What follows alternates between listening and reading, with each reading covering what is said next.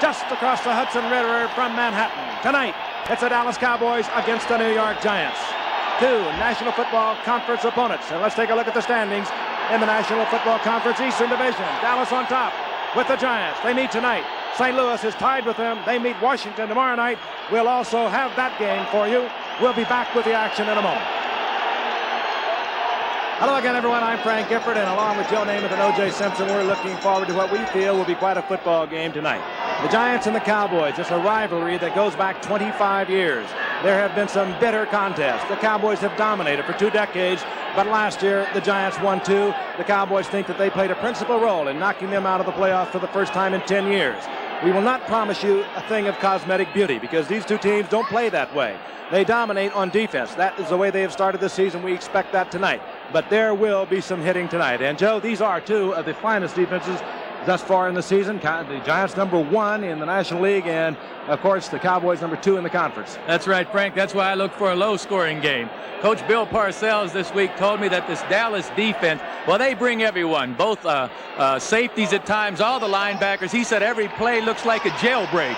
Well, what the Giants are going to try and do is come up with the big play, go way downfield to beat the blitz, try and score a touchdown. But it's going to be tough because their best offensive player, Zeke Moat, isn't with the Giants. He's on injured reserve. And Ernest Gray, their top receiver, still isn't with the team. Defensively, well, the Giants have got their hands full because O.J. Tony Dorsett is off to a good start this season. Yes, Tony was hot last week. He had 159 yards, and you heard him say during our halftime show last week that he thought the best way to handle this Giant team is to run at Lawrence Taylor. Well, we'll see about that. As far as the Giants' offense is concerned, what they have to do is gamble on first down while the Cowboys are playing that 4 flex defense. And on second down, if it's 2nd and 10, be conservative, run the ball, do whatever you have to do to stay away from 3rd and 10 or more, because that's when this Cowboy defense is at its toughest. Frank, that's just about the way I see it. All right, this ABC Sports exclusive is being brought to you by Dodge, a performance revolution, an American revolution. And by Budweiser, the king of beers. Reach for that distinctively clean, crisp taste that says Budweiser. For all you do, this Bud's for you. And by E.F. Hutton. When E.F. Hutton talks, people listen. And by GTE, we can do business with your business. A sellout crowd, 76,000 plus. The Giants will receive to our left. Down there is number 80, Phil McConkey. Raphael Septien is on to kick off for the Dallas Cowboys. It will be a noisy crowd. Giants fans have come to totally dislike the Dallas Cowboys, and of course that is the reverse when the Giants travel to Dallas. McConkey. And McConkey out over the 20-yard line to the 23-yard line where it will be first down, and out comes Phil Simms, who had a tremendous year a year ago. Does not pass for high percentage, but the Giants do like to go deep on many occasions. He has been a very cool quarterback. Got through a season a year ago without an injury. Passed for over 4,000 yards, the best a Giant has ever done. That has included great quarterbacks, Wyatt Tittle, Charlie Connolly. An offensive line, very capable and well-rounded wide receivers in the unit for the Giants offensively. Simms is back. Fires it out. Number 86 is out there. That's Lionel Manuel. Manuel has a first down. He's out over the 40 to the 41-yard line. He, Joe, perhaps the best of the wide receivers. He definitely is the best of wide receivers. Coach Parcells is really high on him. Now, because the Cowboys blitz so much, they use a lot of man-to-man coverage, and Phil Simms is going to try and take advantages of this just as he did now. Missing was Jeff Rohr, number 50, and Manuel picks up the first down at the 40-yard line. Byron Williams is in now, number 87, at wide receiver. The setbacks, Rob Carpenter and Joe Morris. Ball is lost by Morris, and the Cowboys are saying they have it. And they do. Coming up with it, Mike Hagman, the 10-year veteran linebacker. Joe Morris never had control of that ball, and the handoff from Phil Simms. Let's take a look at it. You'll see it better from the reverse angle. Well, you'll take a look at this. Normally when the back, it's the quarterback's responsibility to get the ball to the running back. That did look like a good handoff by the quarterback, but sometimes they'll get it high on the shoulder pad. The Cowboys, who had so many turnovers against Houston a week ago, 12 quarterback sacks. They have the football back. They're inside the Giants' 45-yard line near the 43. Danny White is the quarterback. This is Tony Dorsett. Pursued and chased out of bounds cornerback Elvis Patterson there defensively. Let's meet the Cowboys offensive unit. Danny White, once again, running things for the Cowboys for the year. A little over 54%, 4 touchdowns, 4 interceptions last week. 16 of 32 and a couple of TDs and a win over Houston. Tony Dorsett will be back there in a single setback, and when they come in with 2 because of the injury to Timmy Newsome, James Jones, number 23, will join Dorsett. The wide receivers are Renfro, number 82, Tony Hill, number 80, the tight end, a good one, Doug Cosby. It's 2nd down and 7, the ball near the 40-yard line. Cornwell now is in at tight end, number 85. White has a man wide open, and Renfro splits the zone right in the middle, comes down with the ball, 1st down near the 25-yard line. 15-yard pickup. Kenny Hill, recently activated, made the stop for the Giants. Well, Gary Reason's number 55 gets caught up with the play action fake. You see right here in the middle of the screen, he didn't get back into his coverage, which is this area right here. It was a zone defense, but Reasons was fooled by the play action fake. John Williams is in at setback now for the Giants, number 38. Recently completed a couple of years in the USFL. They like him a lot down in Dallas. Cowboys, the 1st down at the Giants' 25-yard line. This is John Williams. They call him a power runner. He powers for about a yard, and that's it. It'll be 2nd down and 9. And let's take a look at the Giants' defense. Number 1 in the NFL. Leonard Marshall led the NFL through 4 games with 7.5 sacks. Great linebacking in the middle with Harry Carson, and of course the already legendary Lawrence Taylor on the outside. Elvis Patterson is trying to fill big shoes. All-Pro Mark Haynes has not reported to the Giants. Contract negotiations with Haynes broke off once again last week. 2nd down and 9. Danny White looks it over. Jones is in now with Dorsett.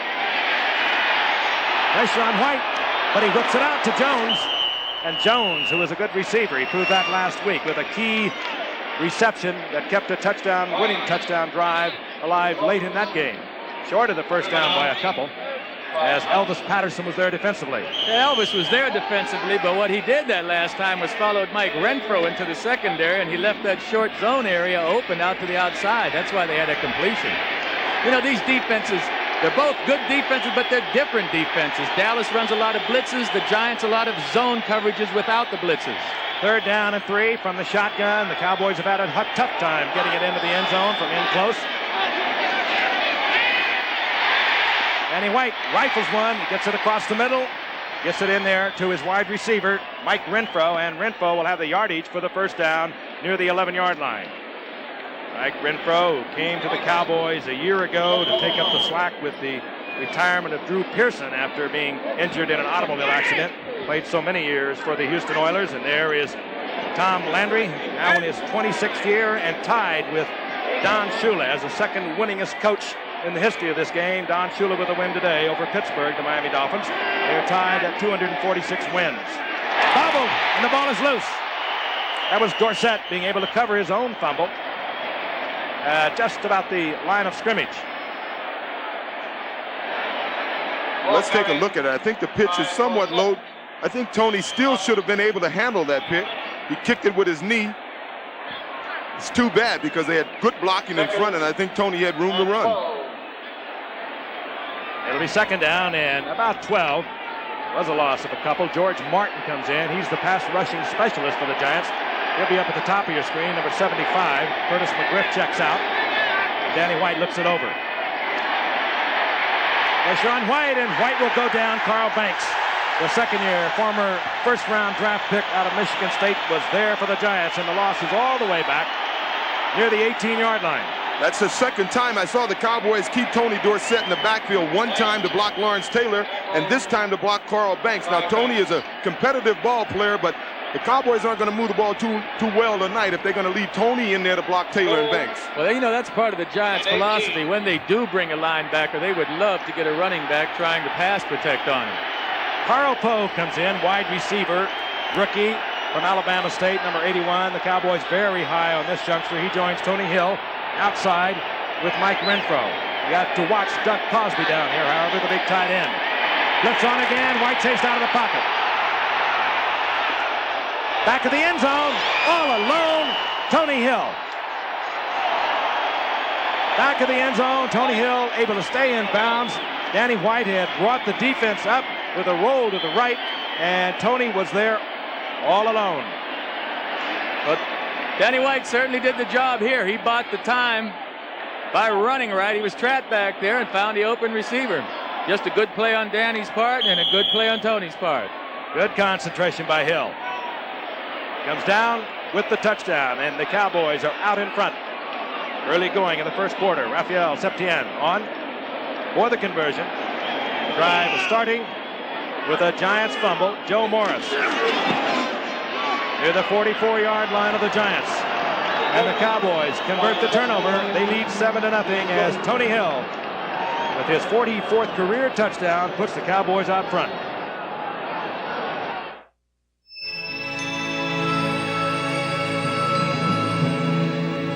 The caravan, a traditional means of transportation since the beginning of time.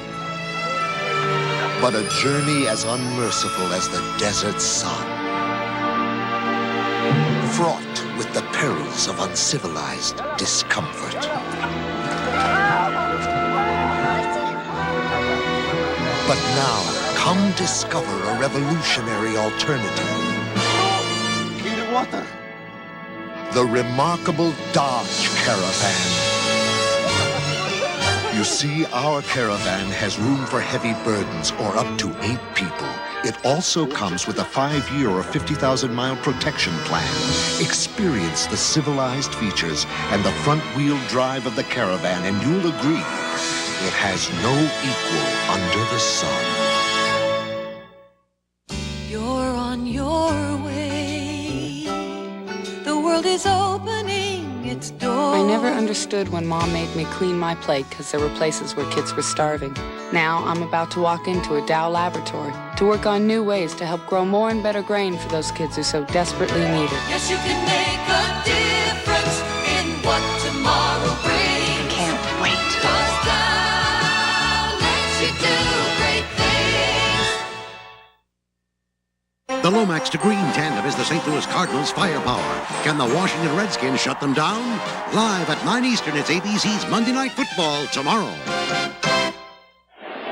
Cowboys' principal threat at the wide receiver, Tony Hill. All-time receiver, and has led the Cowboys in receptions for ever so many years.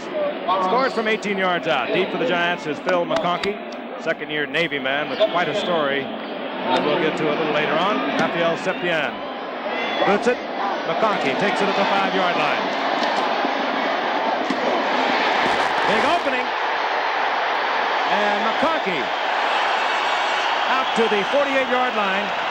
Finally upset there by Dennis Thurman. But McConkey gets his first long return of a kickoff this season. You'll see the Giants have what we call a right return on, and all the guys got over there, got a real nice wedge. McConkey just picks his way through. He does what you have to do returning kickoffs. You run with abandon. You have to sacrifice your body. The hole sometimes is just there for a split second, and you really get pounded. The Giants, 1st and 10, the ball near their 48-yard line. Carpenter will try it outside left. Try is about it. As he's dropped, sliding out there, Jeff Rohr, who replaced Anthony Dickerson, who had occupied that spot for several years, traded at the end of the preseason to Buffalo. Jeff Rohr, a Yaley, very bright and has been very effective. They had thought that a young rookie from Virginia Tech, Jesse Penn, might replace Rohr at the right side, but Rohr has played well, according to Dallas. George Adams, a rookie first-round draft pick, number 33 for the Giants, checks in as a setback. He joins Rob Carpenter. It's 2nd down and 7. Sims with a lot of time and fires it over the middle, and he gets it to the tight end, Bavaro, the rookie from Notre Dame, who scored his first touchdown a week ago, and the Giants move it to the 31-yard line of the Dallas Cowboys on an 18-yard pickup. Well, Bavaro released to the outside, and he just made a good move on Michael Downs and left him to the outside and beat him to the inside. He's wide open. This was supposed to be a man coverage. Excuse me, that's Clinksdale. Downs back to make the stop at the 31-yard line. And out to the left goes Bobby Johnson. To the right, Lionel Manuel.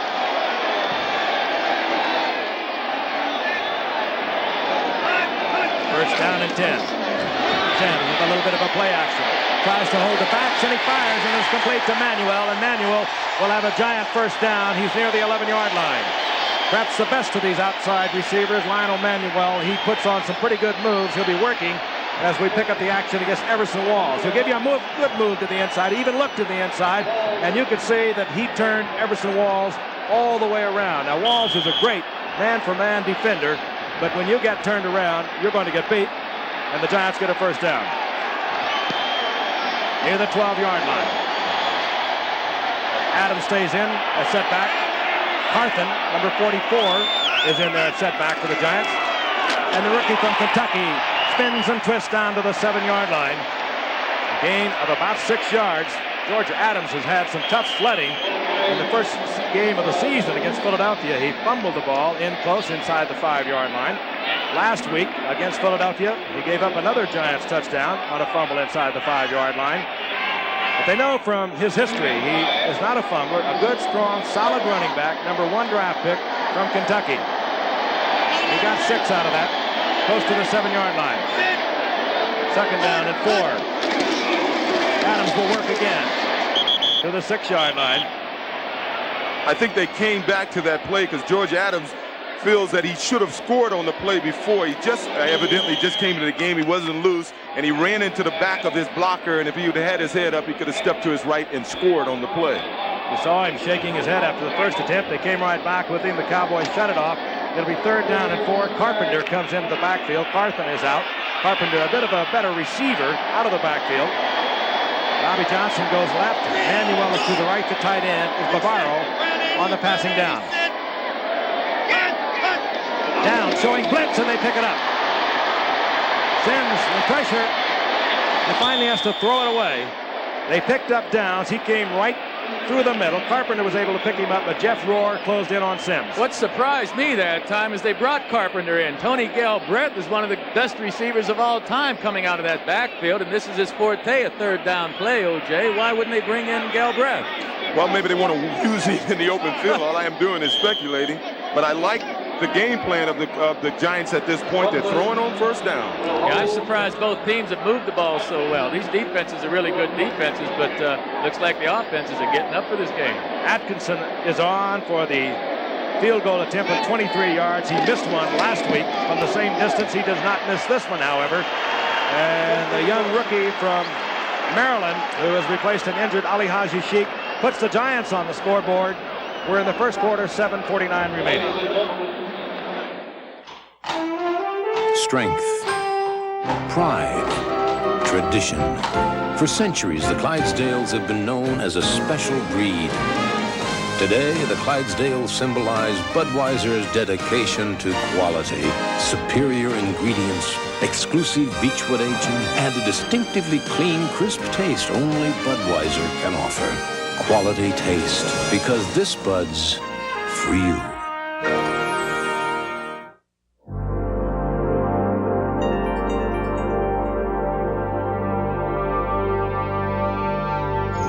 There's got to be more purpose in your diving. You've got to concentrate. Concentrate. Focus on the dive.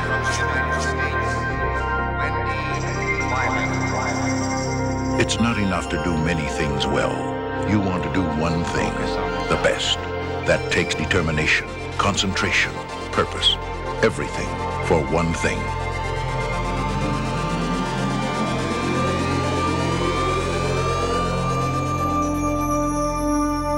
At E.F. Hutton, we understand the importance of purpose. We concentrate on one purpose, serving the investor. And that's why it is, why it's been for 80 years. When E.F. Hutton talks, people listen. 7:49 remaining from Giants Stadium in East Rutherford, New Jersey, here in the first quarter, and Cowboys leading the Giants 7-3. Both of these teams tied at 3-1, along with the St. Louis Cardinals, who will meet the Washington Redskins tomorrow night at the nation's capital. We'll be there for that one also. Couple of nights of NFC Eastern Division action. Robert Levitt was deep for the Cowboys. Williams was back there. Atkinson puts it to the 7-yard line. This is Levitt, a rookie from Georgia Tech, and he works out over the 25-yard line. Let's take a look at some of the action around the league today. The New York Jets also co-tenants here with the Giants at Giants Stadium. They were winners over Cincinnati. Yay! Indianapolis over Buffalo. Indianapolis exploding against Buffalo. Boo! And it was Green Bay. They finally got it together against Detroit. Chicago, they had trouble against Tampa Bay earlier, but they got it back together, and they remain undefeated. Giants now Cowboys rather, first and 10, the ball near the 26-yard line. And we'll have more scores for you in just a moment. Dorsett, and he is hit right at the line of scrimmage in the arms of Carl Banks and struggles for about a yard. It'll be 2nd and 9. New Orleans. Thumb Phillips got another birthday present down there. Saints over Philadelphia. Cleveland defeated New England to move out on top of the Central Division of the AFC. Bernie Kosar had to replace Danielson in that game. He came through with a victory. Miami over Pittsburgh. Don Shula's 246th career win. He's tied with Tom Landry as the second winningest coach in the history of the NFL, and it was the 49ers blowing away Atlanta. They marked it out to about the 27, so it'll be 2nd down and 8. Danny White, good timing pattern to Jones, and Jones hit immediately at the 32-yard line, short of the first down by about 3. It'll be 3rd and 3. And let's take a look at the rest of the action. Denver, John Elway. 12 touchdown passes thus far this year for John Elway. He's getting it together rather rapidly. The Raiders take Kansas City. They split their series. Kansas City having won earlier. And the Rams, behind Eric Dickerson, who had a tough time against Minnesota. Nevertheless, the Rams prevailed. They remain undefeated over Minnesota. And it was Seattle over San Diego. 3rd down, long 3 from the shotgun, Danny White. The big tight end goes up, and it's Cosby. He comes down with it at the 41 with a Dallas Cowboy first down. And Cosby has really taken up the slack with the loss of Drew Pearson last year, who could not play a year ago. Cosby came on with 60 receptions a year ago to set a Cowboy tight end record. And if you project his pace coming into tonight, he's had 23 receptions. He would have something like 90 receptions on the year. They really go to him in the pressure situations, the situations where they used to go to Drew Pearson. At the 41-yard line, 1st and 10, the Cowboys. Dorsett. And the Giants defense stretched it out. Tony was looking, trying to peck, trying to find an opening, and Carl Banks nailed him. If I was Tony, Tony told us at halftime last week that the best way to run on this Giant team is to run at Lawrence Taylor. Now, they've run the ball about 7 times already. They haven't run one ball at Taylor. And if I was Tony, I'd tell Tom Landry, did you hear me at halftime last week? And he could also point out that Carl Banks has thus far been eating his lunch here this evening.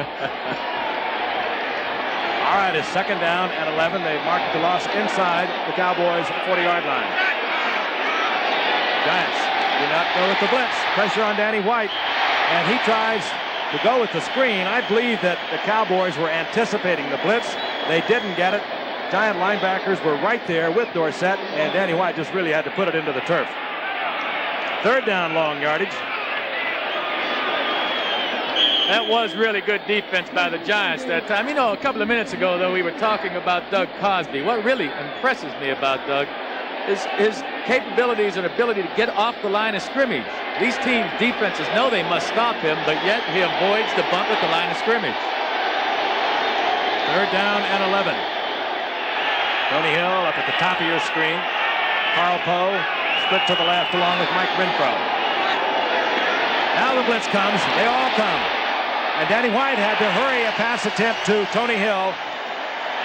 Good coverage in the secondary. Ted Watts, the former Oakland Raider, recently acquired, was right with Tony Hill, but it was the pressure on Danny White which forced him to release it before he wanted to release it. Very sophisticated Giants crowd.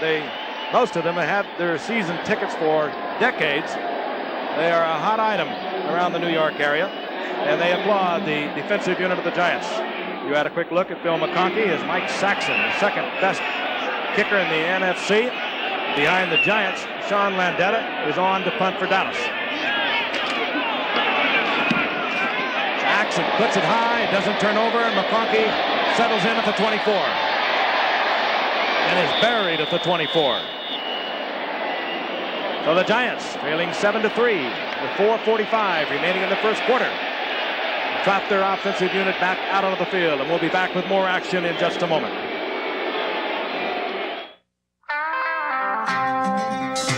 So this is Beverly Hills, huh? Guess I'll get used to it. A rodeo's called Rodeo, and the best hotel is pink. I'm checking in, they're checking out. My machine is standing out. What's the matter with y'all? Ain't you ever seen a truck? Beverly Hills truck, the hero has arrived. A new Dodge truck, stars are in their eyes. Beverly Hills truck, the hero has arrived. A new Dodge truck, got looks they idolize. This truck was made for Hollywood. Takes the hills and takes them good. Every night's a party, I got room for everyone. This truck was born to be a star. A car can only go so far. That's right, this truck is Dodge. Beverly Hills truck, the hero has arrived.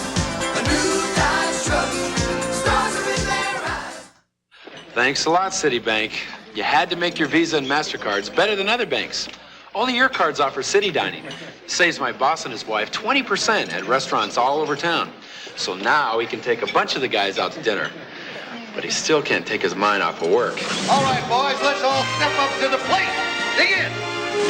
And remember, it's all in the wrist. In the wrist. Visa and MasterCard from Citibank. Keep your eye on the meatball. It's the bank that makes them better. The Boston Herald calls it engrossing new drama, Our Family Honor. Tuesday. We're at Giant Stadium. Frank Gifford along with O.J. Simpson and Joe Namath. We're in the first quarter, 4:45 remaining, and the Dallas Cowboys over the Giants 7-3. They took a Joe Morris fumble in from 44 yards out.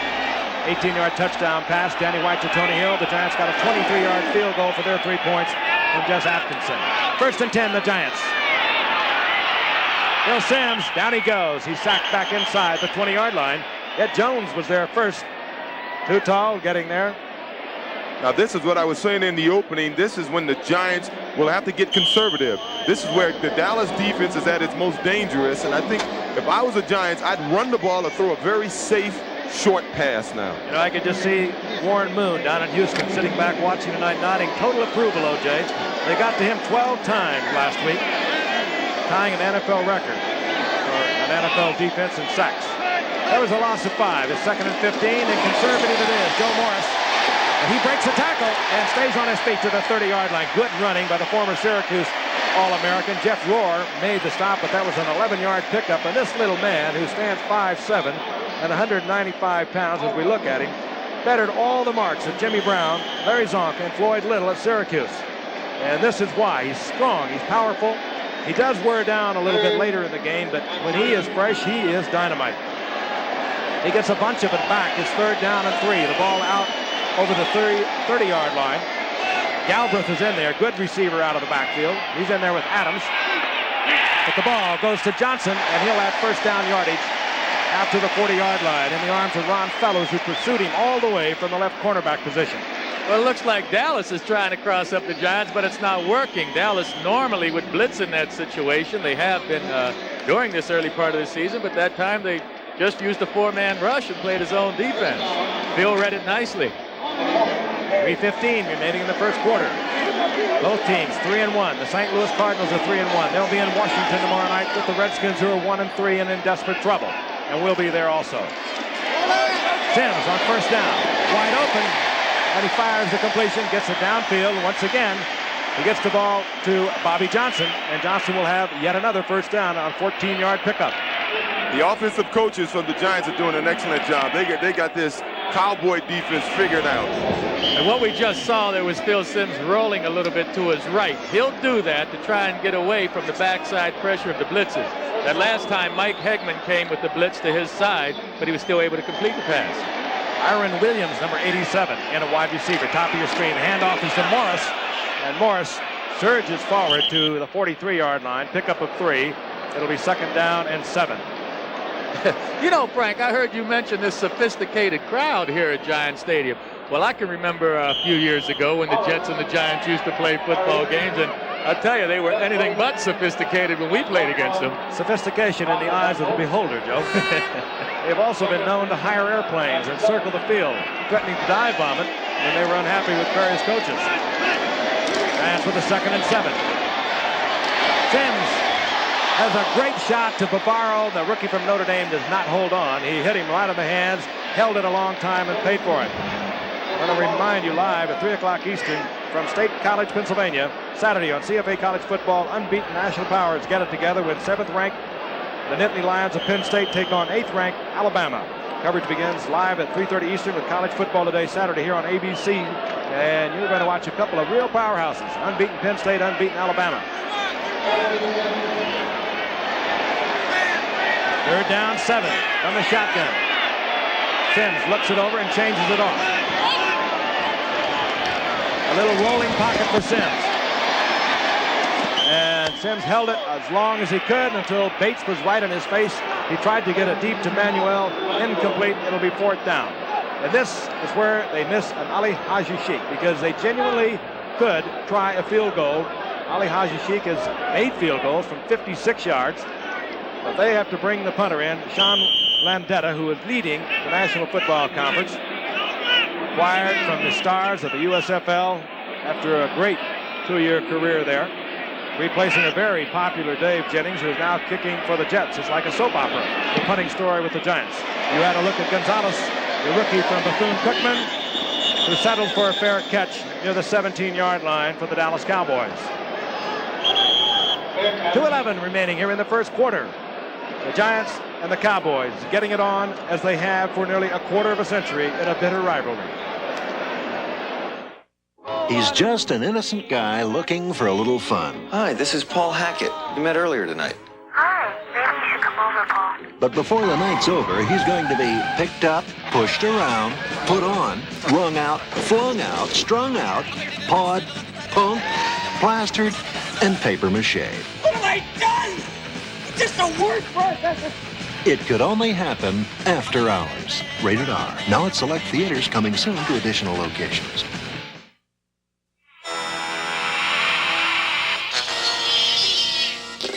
This Halloween, don't just ask for a light beer. Bartender, please, give me a light. No, Bud Light. Bud Light. Because everything else is just a light. Now, how about if I tweet? Make this Halloween a Bud Light Fright Night. Look for this display with free poster and special mug offer at participating retailers. See, I'm an accountant.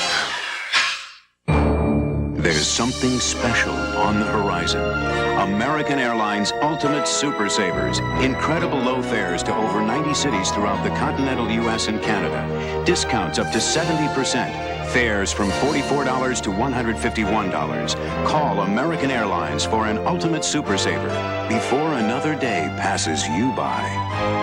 We're American Airlines, something special in the air. Randy White, he's the best in his business. He's talking to a man who was the best in his, the defensive coordinator for the Dallas Cowboys. But when Ernie Stotner was doing things at right defensive end for the Pittsburgh Steelers back in the 50s, there was none as good as Stotner. He used to eat the offensive tackle alive practically. He's done a fine job with the Dallas Cowboys. Cowboys 1st down and 10, the ball near their 17-yard line. They lead the Giants 7-3, 2:11 remaining in the first quarter. Tony Dorsett, single setback. That's Jones on the move. Randy White gets it to Renfro. Renfro steps out of bounds a yard short of the 1st down. They'll mark it up to about the 26-yard line. It'll be 2nd down and 1. These two teams, as I mentioned, tied for first place in the NFC Eastern Division tomorrow night. Neil Lomax, Roy Green, O.J. Anderson going against the Washington Redskins. The Cardinals are 3-1. The Redskins 1-3. If they blow that one, they are in deep trouble, and they know that. Kind of mystifying what's happened to the Redskins. We'll talk about it a little later on at halftime. 2nd and 1, breaking it off to the outside is Dorsett. Trying to get to that 1st down marker. Elvis Patterson was up there. And they will the field, so we may well have a measurement. Nope, they will give him the 1st down. You know, he may have gotten the first, or he did get the first down that time, but earlier in the day we met with Coach Parcells, and the Giants are doing exactly what they'd like to do with Dorsett. Make him run east and west rather than north and south. They're forcing him outside, but he's not gaining a lot of yardage outside. We watched him all night. In this first quarter, at least. Hunting, pecking, not getting that first cut. Great linebacking by these Giants. They pursue along that line of scrimmage. They're like a bunch of predators, and then they prowl, and finally they pounce. First and 10. White, wide open, downfield, and White puts it in. Fine pass, finding Tony Hill. He'll have the first down out close to the 44-yard line on an 18-yard pickup. Good pass protection, plenty of time for White. Hill ran the perfect pattern. Put the drive on the deep man. Turned it inside, and Danny White was right there. Former quarterback, Joe. And he was in high school. Tony Hill. Long Beach Poly, California, many years ago. I think all the good athletes played quarterback at one time or another. I thought you might bring that up. On first and 10. Cornwall, the tight end, in motion, and this is Dorsett. They string it out again, but this time Dorsett gets around the corner. They'll hold him to about 5 yards on that. Kenny Hill, recently activated, is up there for the stop. Kenny Hill has missed the first 4 games with a sore ankle, sprained ankle. There he is, a Yaley who has a degree in molecular biophysics. Has a little tough time with the zone defense, however, according to Bill Parcells. Yeah, you know, I was wondering how good they're going to perform tonight. Kenny hasn't been playing, and now Terry Kennard, who's a normal free safety, is back at his normal position, but they haven't been working together up until this week. Second down and 5. The ball is near the 49-yard line of the Cowboys. Play action by Danny. That is Renfro, and he was wide open in front of Elvis Patterson. That time, Patterson probably in some kind of a trade-off zone, but it was his man, and Patterson was laying way off. Well, that's exactly what it was. Great things from Patterson. Joe, he's coming on. He's a great athlete, but every time you look out there, you, of course, remember the great years that Mark Haynes had there, who, by the way, I mentioned earlier, was in town last week. Meetings between his agent, Howard Slusher, George Young, the general manager of the Giants, were not fruitful. They broke off once again, and Mark Haynes saying that he wanted to be traded. He didn't feel he could play here anymore. Negotiations reportedly got up somewhere around $400,000 or $500,000 a year. That was not enough. So Mark Haynes remains a holdout. It's first down and 10. This is Dorsett. Flag is down as Dorsett shows the power that he has at 185 pounds. He came into the night needing only 117 yards to become the 6th player in the history of this game to make 10,000 yards rushing, as you see the holding indicated against the Cowboys. But OJ, you know what a pounding a running back takes, and he is 185 pounds.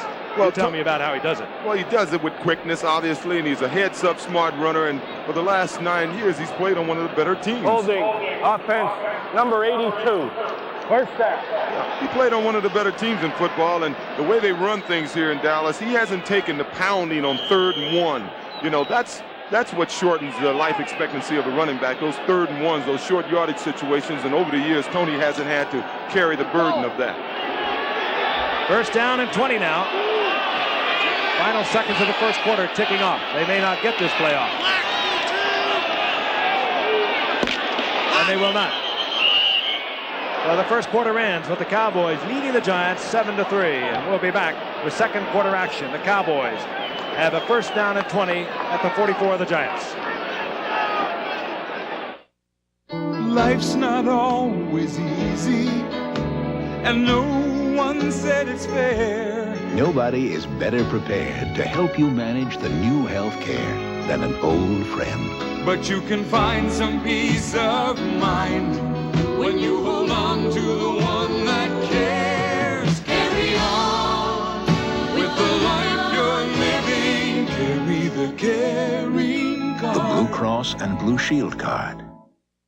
It's great for kids to be in the NFL Super Pro Club, right, Eric? Right, John, and your kids can join us. Hey, there's an NFL Super Pro. Welcome to the club. Every Super Pro member gets an ID card from their favorite team. Wow. There's Super Pro membership certificate. Gee. And their team decal. Wow. and a team calendar with action photos of their favorite stars. The NFL Fun Book and newsletters full of inside information. And this standing board to track their favorite teams to the Super Bowl. Right, Eric? Oh, yeah? Oh. It's all worth much more than the $7.50 membership fee. And it's easy to join. Send name, address, name of favorite team, and $7.50 membership fee to NFL Super Pro Club, Post Box 9000, Trenton, New Jersey, 08650. And your kids can join us. Watch News 7 tonight on Washington's Channel 7. Giant Stadium, East Rutherford, New Jersey. We begin the second quarter between the Giants and the Cowboys. This ABC Sports exclusive is being brought to you by Ford and your local Ford dealer. Have you driven a Ford lately? Giants leading or trailing the Cowboys 7-3. Cowboys have the football at the Giants' 44-yard line, first down and 20. Danny White, 9 of 11, 103 yards, 1 touchdown, an 18-yard shot to Tony Hill.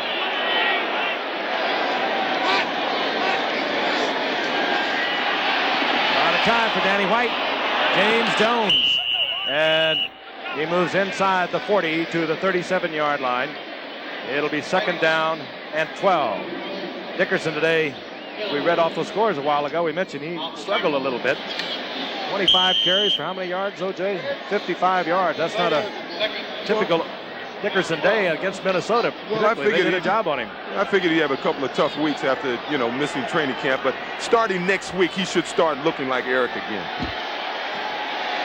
Second down and 12. The ball at the 38-yard line of the Giants. Renfro is split right. Tony Hill, top of your screen. Dorsett moves out into the pattern. Tony Hill held short of the first down near the 27-yard line. Harry Carson roamed out there from his linebacking position. It'll be third down and 3. That last pass was a choice for Danny White to either go to Hill or Tony Dorsett. They split that zone area.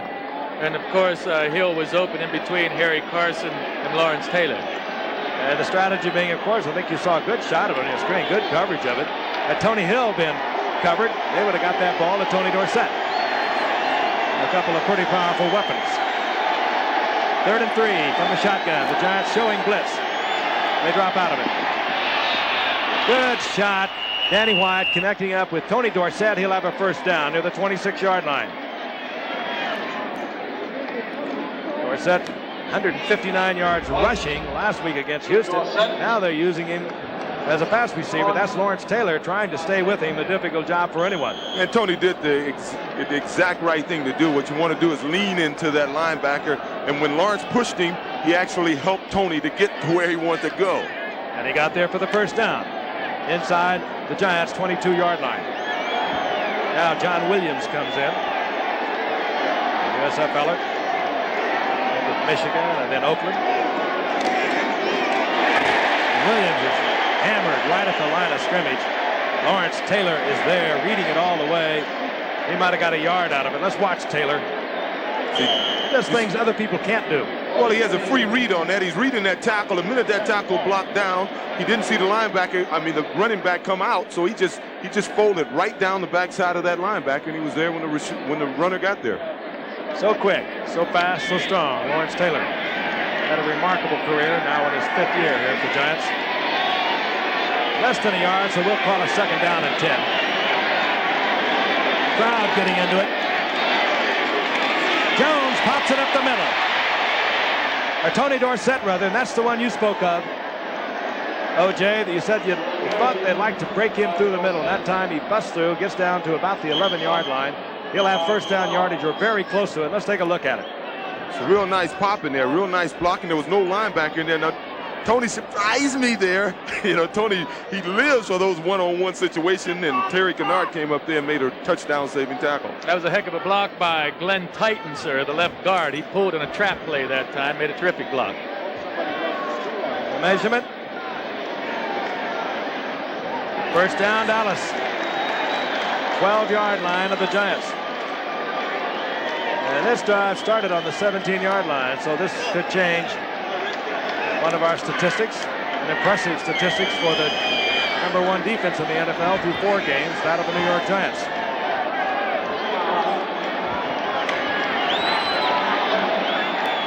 Danny White with the first down.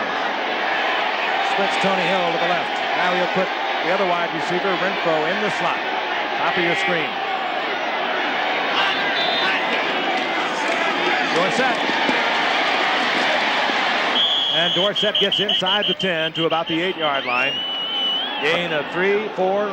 It'll be second down and 6. See, I'll always say this. I've always been against rotating running backs. When you have a great running back, you have to run him. I don't care if he doesn't gain yards in the first half of the game. The more you run him, the better he's going to feel about running, and his statistics will improve. Those aren't impressive, but in the last 3 runs, Tony has gotten he almost broke a couple of them. Bang, bang, bang, and pretty soon you'll pop one. We saw him pop a moment ago for a first down. You cannot keep the great ones down all the time. Just keep giving it to them. Second and 6. That's Dorsett, single setback. They work him again, right side. Tripped up as he tries to get to the outside. It was Carl Banks making the defensive play for the Giants. Dorsett stopped at just about the line of scrimmage, maybe a yard. It'll be third down and 5. Carl Banks, great career at Michigan State. Worked his way into the lineup mid-season a year ago. And just really plays in the shadow of the other 2 Pro Bowl linebackers for the Giants, Lawrence Taylor and Harry Carson, but he is improving seemingly with every game.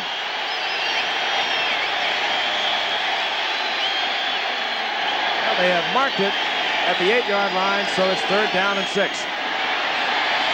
Danny White with a lot of time and gets it into the end zone. Renfro working back in the back of the end zone, sees Danny White in trouble, stepped in front of a Giant defender, touchdown Dallas. Very cool work on the part of Danny White and also Mike Renfro. Yeah, Renfro gets away from Perry Williams here, but again, these cornerbacks in the National Football League cannot stay with these receivers all night long. Danny White, again, you have to get credit to for buying the time. He moved around, got to the outside, and found Renfro open. Renfro waving the arms, stepping in from the back of the end zone, presenting a big target. Danny White was there. Septien for the conversion.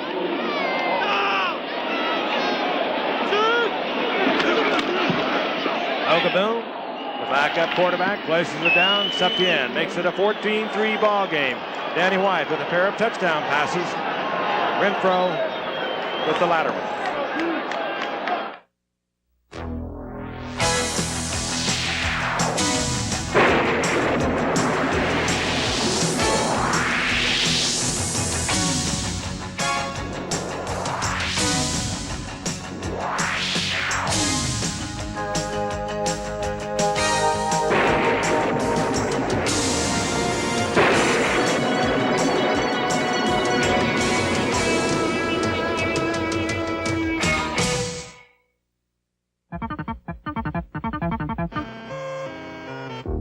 Though in reality you can't hear them, different computers speak different languages, which has been known to create a communications problem.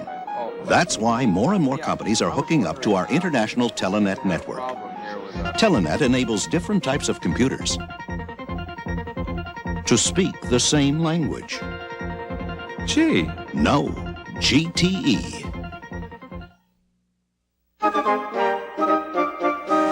Drivers have come to us. They believe in liberty, Liberty Mutual Insurance. I'm a safe driver, so I shopped around for car insurance. Liberty Mutual gave me the best protection and saved me money, too. I believe in liberty. America believes in liberty. Liberty Mutual Insurance. Saturday, undefeated college powers collide when 7th-ranked Penn State runs into number 8 Alabama. Coverage begins with College Football Today, Saturday on ABC. Mike Renfro's father, a great all-pro running back and receiver for the Cleveland Browns, used to be a Cowboys coach. Mike Renfro, as a little boy, was a ball boy with these Dallas Cowboys, and he has just caught an 8-yard touchdown pass. Deep for the Giants is Phil McConkey. Septien has it on the tee, and the Cowboys moving the ball almost at will against the Giants. They've been running the ball on the ground, and they have been hitting those short passes. They just moved right down the field to the 17-yard line for that touchdown. McConkey from the goal line. Dragged down out close to the 13-yard line where it'll be 1st and 10 Giants. I want to remind our viewers on the West Coast after the football action tonight, America's newest hero, MacGyver, is in action rescuing hostages trapped in Southeast Asia. That's right after the game on the West Coast, MacGyver. And for most of you in the rest of the country, catch the ABC News Weekend Report later tonight. Giants have a 1st and 10. The ball at their own 14-yard line. They only have 3 points on the scoreboard. They trail 14-3, the Dallas Cowboys. 11 minutes remaining in the first half. Morrison, he is pounded. Jim Jeffcoat, a #1 draft pick out of Arizona State 3 years ago, and he does seem to improve almost with each game, but playing alongside Randy White on the right side, Jeffcoat can do so many things. I'm just upset because I think what the Giants were doing was the absolute right thing. They were throwing against the flex defense on 1st down. The flex defense is geared to stop the run, and I guess because their backs are against their goal line, they decided to go against their game plan. That will get your attention. 2nd and 13. Sims has it batted away. Trying to get the ball downfield to Williams. A ball batted away. I don't know who got the hand on that. This is John Dutton. He was in the area along with Ed Jones. A lot of height over on that side. Ed Jones is 6'9", Dutton is 6'7". 3rd down, long yardage, and Sims will move from the shotgun. The ball inside the Giants, 10 at the 9.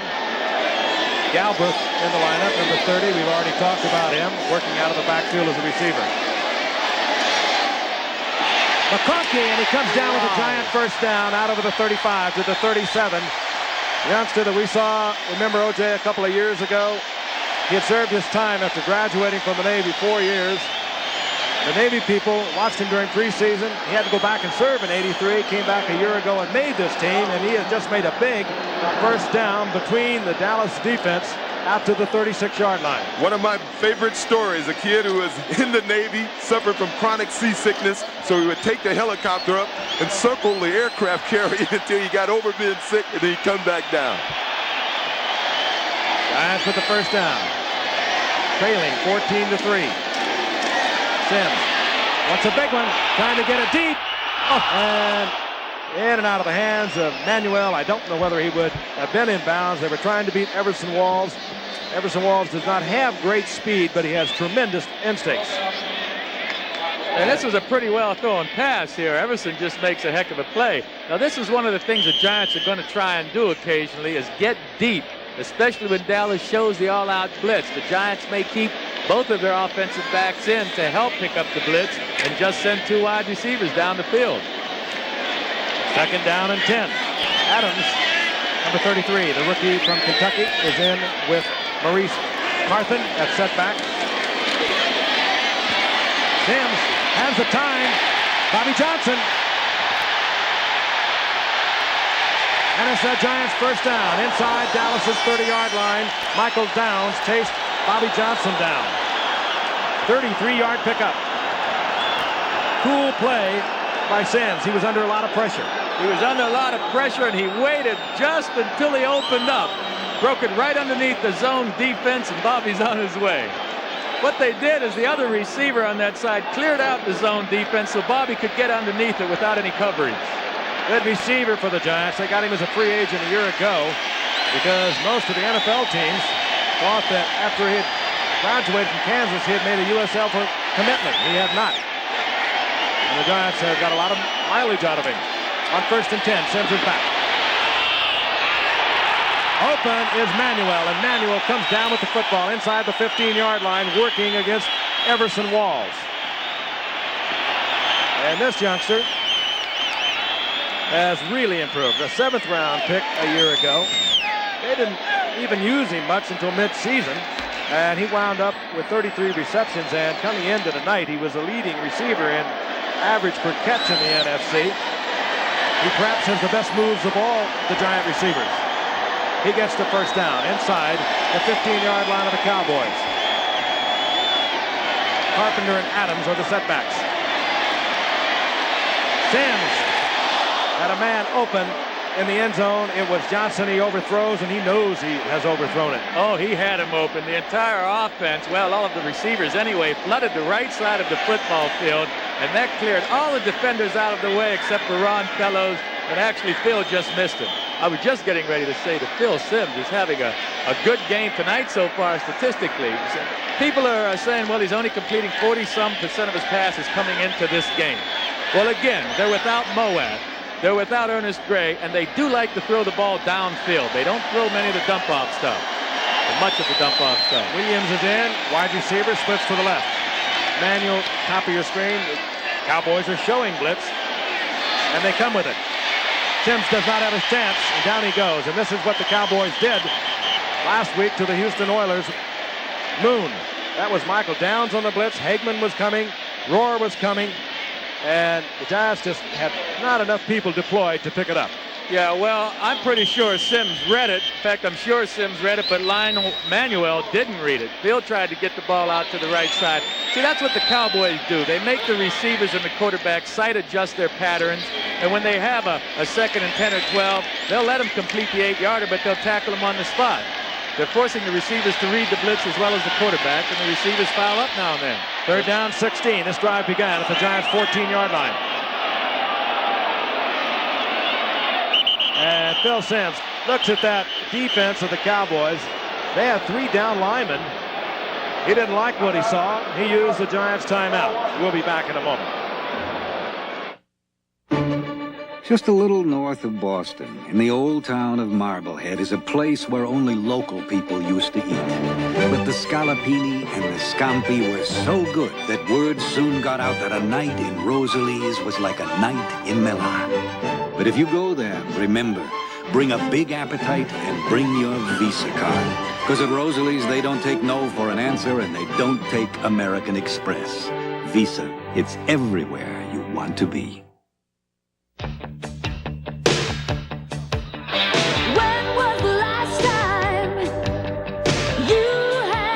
The kind of car that brings the road alive. Have you driven a Ford? Then you don't know what you're missing. Have you driven a Ford? Driven a Ford? Have you driven a Ford lately?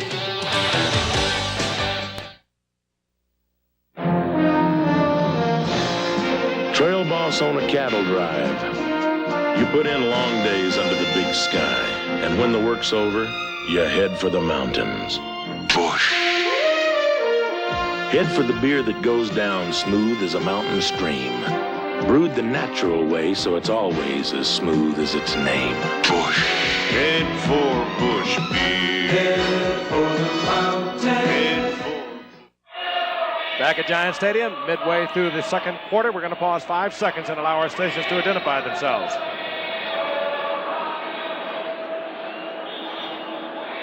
Frank Gifford along with Joe Namath and O.J. Simpson watching the Dallas Cowboys, and the Giants get it on as they have been doing for a quarter of a century. Cowboys with a couple of touchdown passes, Danny White to Tony Hill and to Renfro, lead the Giants 14-3. Giants looking over 3rd down, 16. Sims trying to get it into the end zone, intended for Byron Williams. Good coverage right in front of Byron Williams. Jesse Atkinson will now come on. And we'll see a Giants field goal attempt. That drive began at the Giants 14-yard line, and they just snapped off big play after big play, and all of a sudden they come with the blitz. They get to Phil Sims. He was unable to get the ball to Manuel. And now the field goal kicker is on. We'll see how much they miss. Haji Sheik. 37-yard attempt. Youngster from Maryland did hit a 49-yarder last week, but he scared him when he missed from 23 yards out, and now he hits from 37. So all the Giants can negotiate is another 3-pointer, and they trail the Cowboys 14-6. We'll be back. IBM presents You Make the Call. Randy Wright of the Packers throws a lateral pass, which is muffed by Jesse Clark. Raider Lyle Alzado then touches the ball before it goes out of bounds. Now you make the call. Where do you spot the ball? If you're waiting to buy a personal computer, you may have questions about power, expandability, and dollars and cents.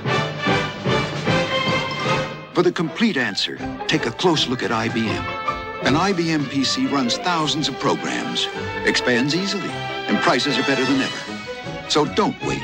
Once you take the first step, the rest come easy. IBM Personal Computers. What call did you make? Since Alzado did not gain possession of the lateral, the ball belongs to the offense at the spot where it went out of bounds. Ford Escort is the world's best-selling car. Nobody can seem to catch it. Escort outsells Nissan Sentra, Honda Civic, and Toyota Tercel by 2 to 1 or more. And with its more powerful engine, Escort could make the gap even wider. So while Ford Escort continues to be the world's best-selling car, the competition somehow seems to miss the boat. Have you driven the best-built American cars? Have you driven a Ford lately? Thursday. Her name's Lady Blue. Put that one on my bill. Deep for the Cowboys, awaiting the kickoff. Robert Lafette, a rookie from Georgia Tech who had a great career at Georgia Tech. Also back there is John Williams, USFLer from Michigan, later open, has played in the USFL championship game this past summer right here at Giants Stadium. Atkinson will kick off. The Giants trailing 14-6. High kick that will carry inside the 5 to Robert Lafette. Flags go down as Lafette works it out to the 34-yard line, but flags are down. While they sorted out, just a couple of congratulations to a couple of very special people in the world of sports. Phil Niekro won his 300th today, the oldest pitcher ever at the age of 46 to get a shutout. And to Eddie Robinson, one of our special friends down at Grambling, he won 324. I guess it was yesterday. Congratulations then. Illegal use of the hands, number 59 on the returning team.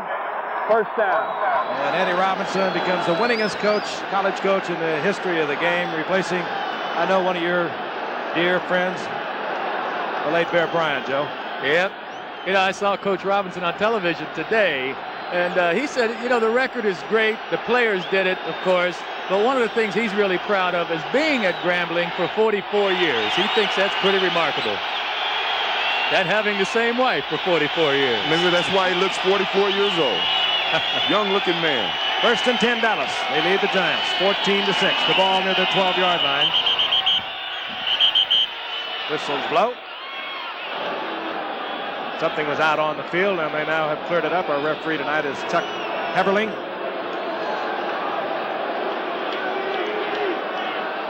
Giants were 9-7 a year ago, as were the Dallas Cowboys, as were the St. Louis Cardinals. In the tie-breaking procedure, the Giants, with a couple of wins over the Cowboys, went to the playoffs. They beat the Rams and then ultimately lost to the 49ers. And the Cowboys, for the first time in 10 years, did not reach the playoffs. They would like to rectify that this year. First and 10 set to go once again. Inside handoff, John Williams. And Williams, they say he likes to hit. You just heard the results of that. Perry Williams. Well, I tell you, Perry, if you're going to be one-on-one with that man, you better start yelling for help. It was a good tackle, but I think John Williams did the damage on the play. 5'11", 213 pounds, and Tex Schramm was saying earlier today in the conversation we all had with him that he could become a power back for this team. From the looks of that last play, he is a power back. He really provided a collision. Just short of the first down with John Williams. It'll be second down and a yard.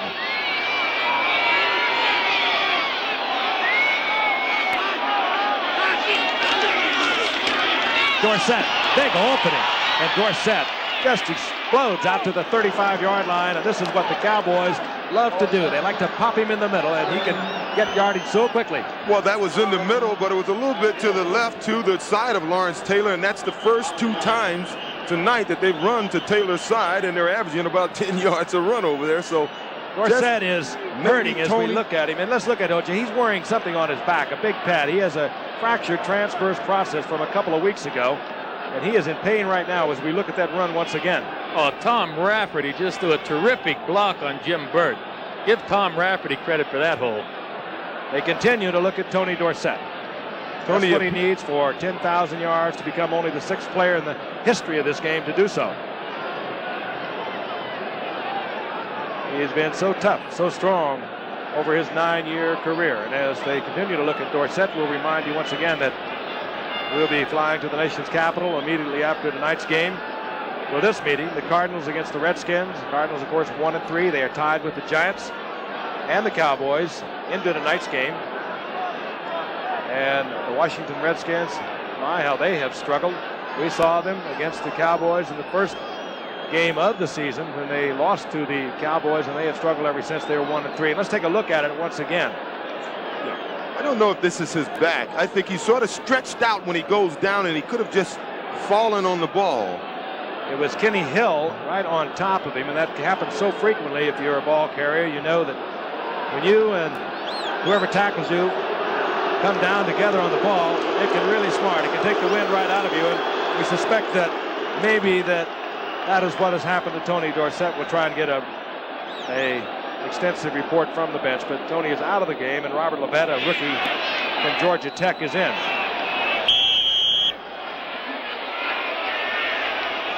Levette,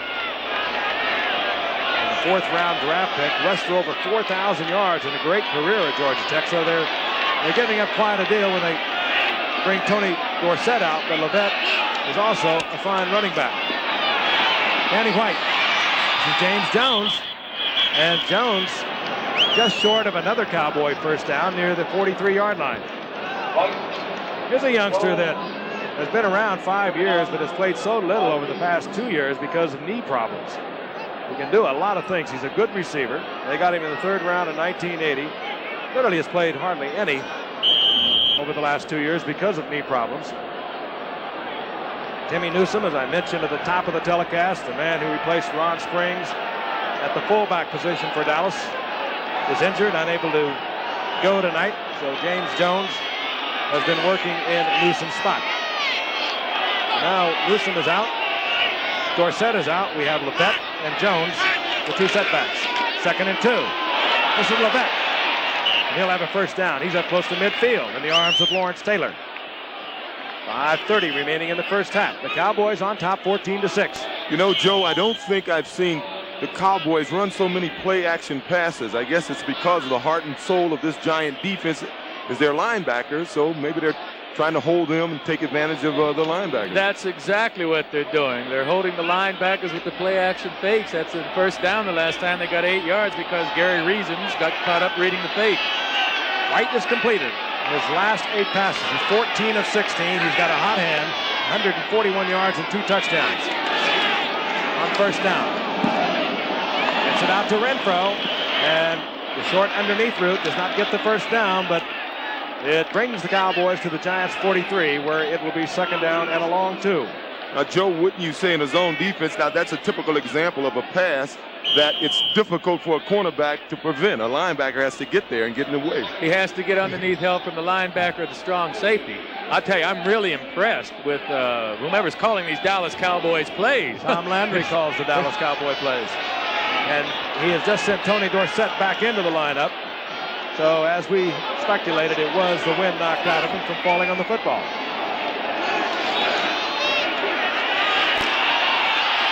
A lot of time. And Danny White just finally throws it away. He was looking for Tony Hill deep downfield. Checked it off, overthrowing James Jones. It'll be 3rd down and 2. Old Danny. Danny's the offensive captain of this team, selected by his teammates, I might add. And Danny's only throwing, look at this, 15 out of 18 passes tonight. He's only throwing 4 interceptions on the whole season, and 3 of those came in one game. So Danny is very smart with where he's putting the ball this season.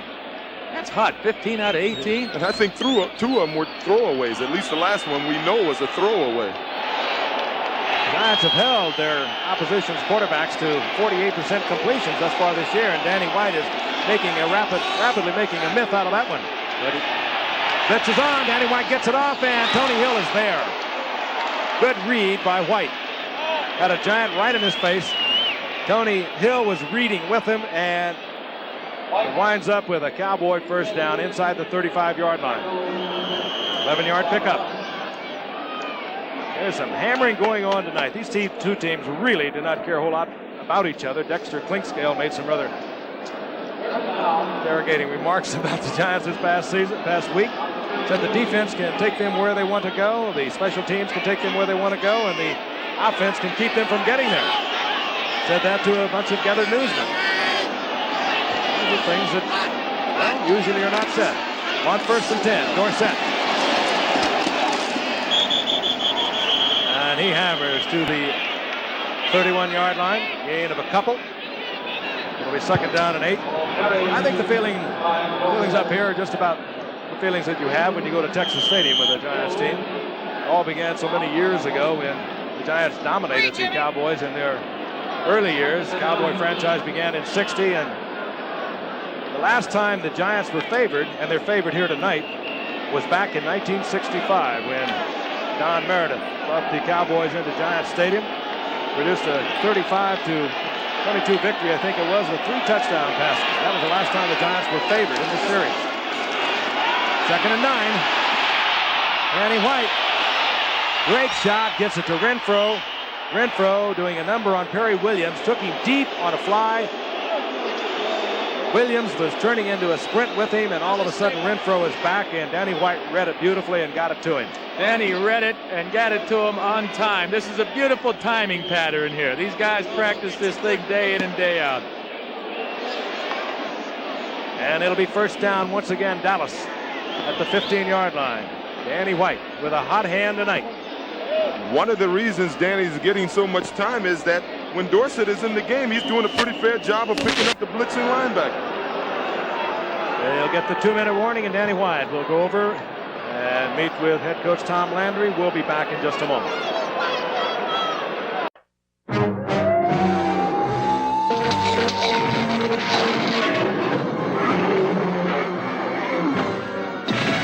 No matter what unexpected problems should arise, Transamerica Property, Casualty, and Life Insurance can be there to protect you. Hey, you big ape!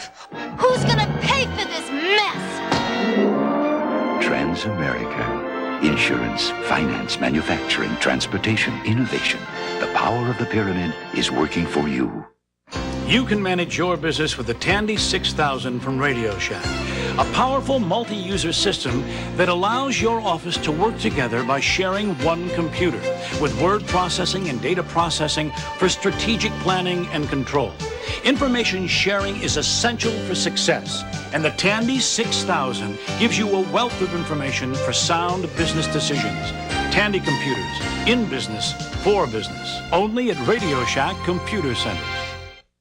Who says you can't have it all? Who says you can't be buttoned up and down to earth underneath it all?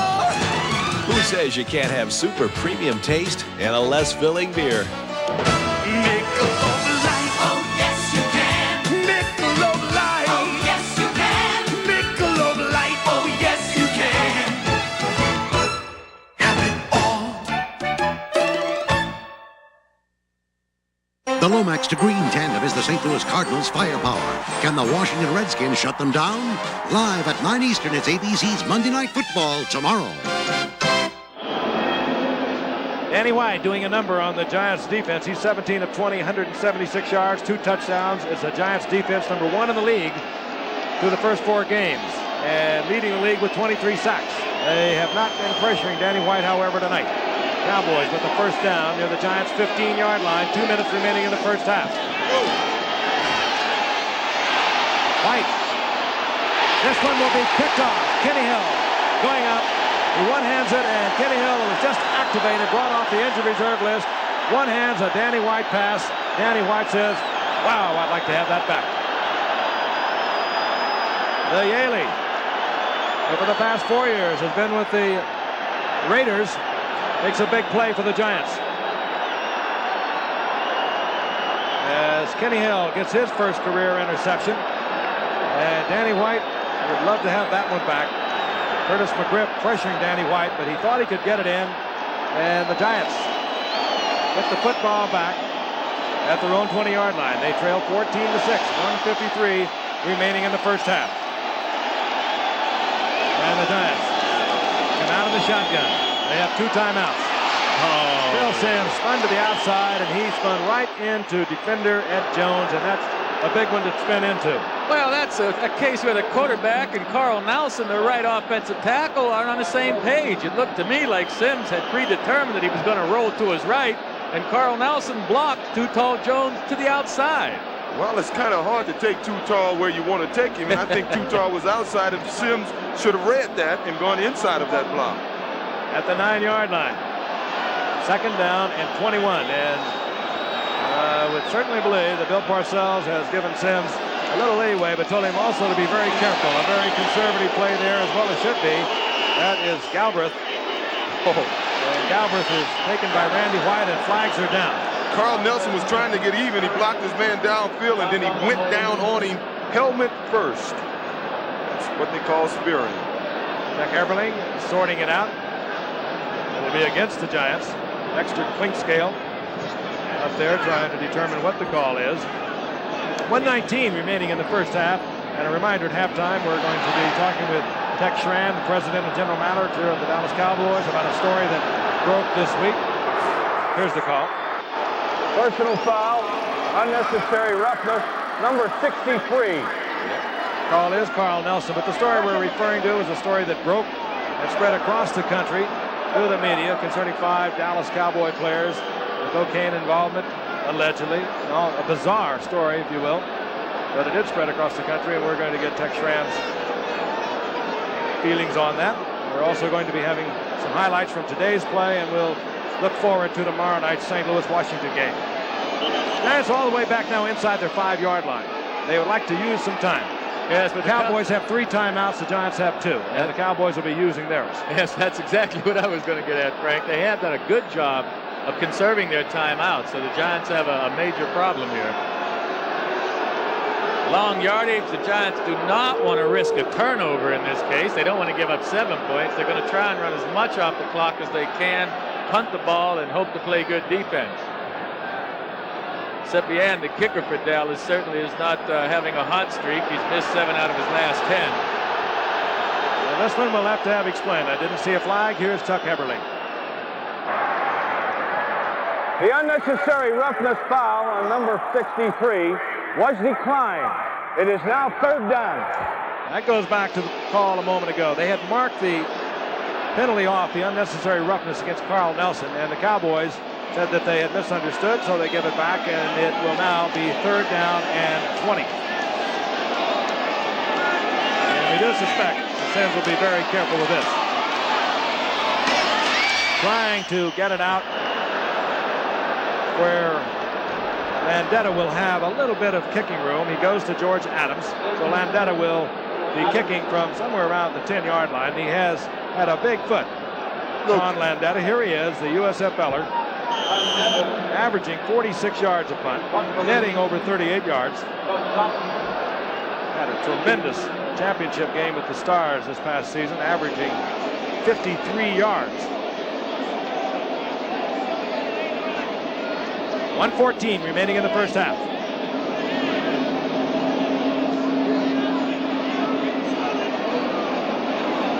Giants letting all the time tick down they can. They'll take it right down to the 1-second clock. Yeah, but the wrong clock, They make Frank. the snap with the 1-second clock. But the time was out, so it didn't really matter. Yeah. Terrific punt. A terrific punt. Great punt by Sean Landeta. The Giants clearly unaware, at least Sean Landeta was unaware.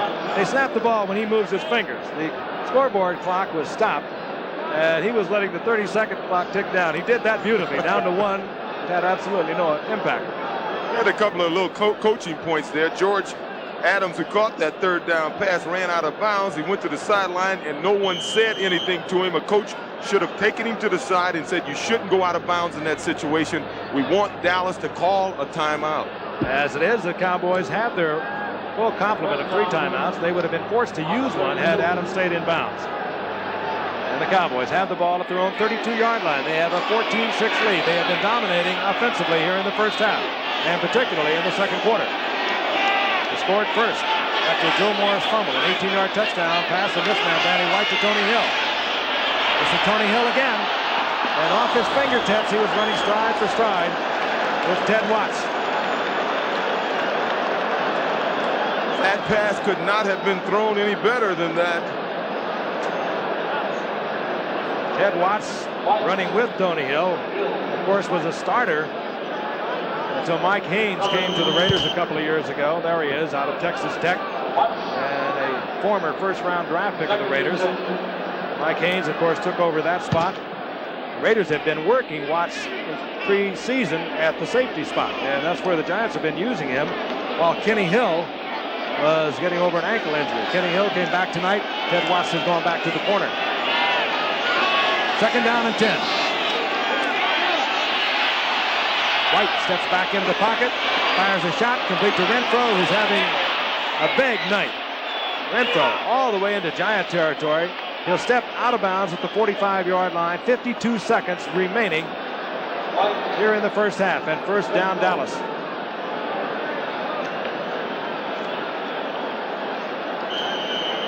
Ali Haji Sheikh. And he has a pulled hamstring. He's on injured reserve. Pulled that hamstring up in the Green Bay game a couple of weeks ago. And he has really impacted on the Giants' offense. As I mentioned earlier, anytime you get within 60 yards, Ali Haji Sheikh is a threat. Cowboys first and 10 near the Giants' 45-yard line. That's the time remaining in the first half. Full blitz. Danny White reads it beautifully. Tony Hill does likewise. First down, Cowboys near the 33-yard line of the Giants. Hurry up offense for the Cowboys. Well, they have 3 left. I don't know why they don't use one. The shotgun. Yes. Coming down with the football is Dorsett, who has worked well out of the backfield tonight as a receiver. He has another Cowboy first down, stopping the clock with 28 seconds. Now, we don't think of Tony Dorsett as being a receiver. Normally, it'll take him out of the game, but he has about 300 receptions in his career at Dallas. Does an excellent job of grabbing that ball. That time he ran away from Byron Hunt. If you were with us a little earlier, he did the same thing to Lawrence Taylor earlier. Hard to work a linebacker on somebody like Tony Dorsett. He moves so quickly. Giants ended tonight, led the league, their opponents averaging only 228 yards a game, and Dallas is already over that. We're still in the first half. White will be sacked back at the 35-yard line. Another big play by the Giants defense. That was Leonard Marshall, who through 4 games led the NFL in sacks. That's his 8th sack. He is listed officially with 8.5 sacks. And this time the Cowboys will call timeout. They have 2 remaining, 24 seconds remaining in the first half.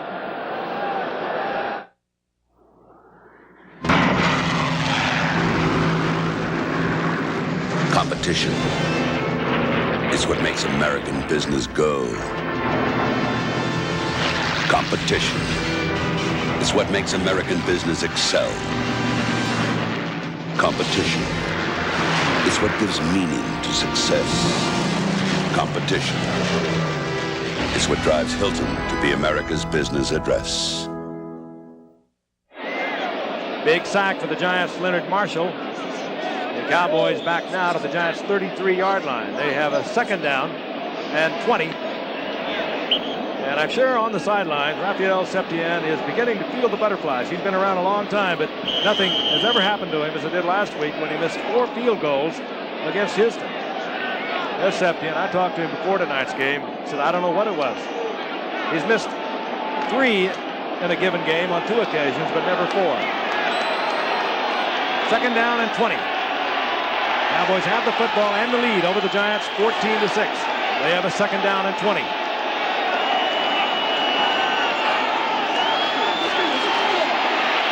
White under pressure again. This time he gets away from it. And this is almost picked off. Ted Watts had it in his hands. Mike Renfro was knocked out of bounds. He would not have been eligible for that ball in any event. And Ted Watts missed the interception in the end zone. It'll be 3rd down and 20. It's the second time today that I thought Danny could have ran the ball. I think if he would have run it on that play, he would have certainly helped Septien as we look at the end of this play. That is Renfro sprawling there on the sidelines. He was taken out of bounds. He would not have been able to come back. He made a good defensive play that time. The 3rd down and 20. Renfro split up to the top of the screen. Tony Hill is split right.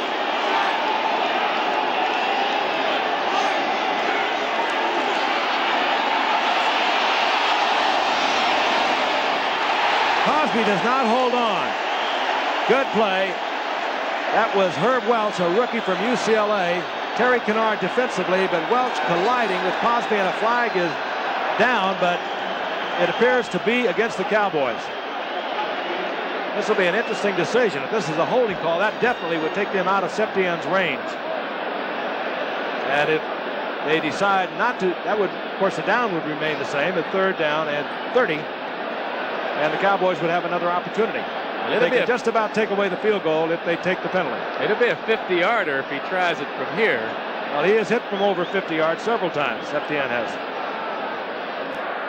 Holding, offense, number 66, 3rd down. Holding is against Chris Schultz, who has replaced an injured Phil Pozderac. There he is, Schultz, second-year man from Arizona. I think that's a good call because Septien, nothing was wrong with him a week ago. He is one of the most consistent field goal kickers in all of football and very accurate even from 50 yards.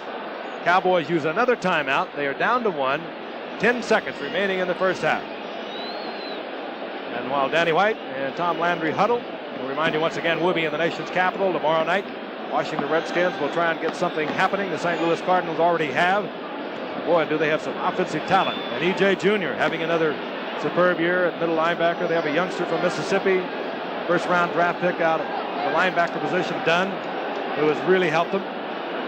They needed was just a little more defense. They are one of the most explosive offensive teams in all of football, these Cardinals. And what can you say about the Redskins? They have been there for 4 years now, and all of a sudden they are struggling. They are 1-3. Nobody seems to have a handle on why. Well, turnovers, for one thing, Frank, seems to be a problem with Washington. They're a much better football team than that 1-3 record, and we still have a long way to go in this season. Don't count the Redskins out yet. Now, and Joe Gibbs came in. Was it 4 years ago? He lost his first 5 games. Then they made a dramatic turnaround. A couple of Super Bowls later. We'll be there tomorrow night. 3rd down and 30. Danny White. Down he goes. Ball is loose. Lawrence Taylor was in on the sack. His 4th of the season. There's still 6 seconds on the scoreboard clock.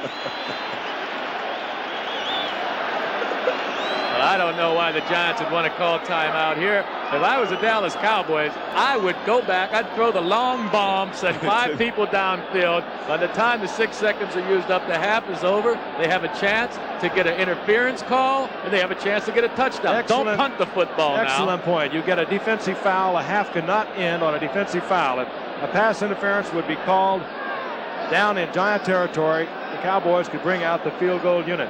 Yeah, I don't know. I think the Giants did call that timeout, and that could be a major mistake. And Danny White stays in. Naturally, he will, and you will see the Danny White buying maybe a couple of seconds of time and then just putting the ball in the air. Time will expire while the ball is in the air. They will be looking for either the reception or the defensive foul. And there he is. That's the move. I saw Andy Hayden, number 54, turn to official right when that last play ended and signal timeout. That's 3 little things that has happened right here before the half. Little coaching points that thus far hasn't hurt the Giants, but could have in a big ballgame. Cowboys have dominated offensively. Nevertheless, the Giants are about to get out of this half. Only 8 points down. 6 seconds remaining. Got the 3 wide receivers, bottom of your screen. They'll just hang it up there high, looking for the defensive foul. Giants will be very careful. Time has expired, and it's Patterson coming down with the interception, and that is the end of the first half. Cowboys leading the Giants 14-6. The two teams, the Giants and the Cowboys, tied with the Cardinals as the leaders in the NFC East at 3-1 records. We'll be back with our halftime activity after this from our stations. Monday, missing in action. Missing bodies. You're alive. Missing millions. This is a riddle? Don't miss. Hardcastle and McCormick. Believe me, Lieutenant, if it was up to me, I would have watched this whole thing on the news. You'll love it. Tomorrow.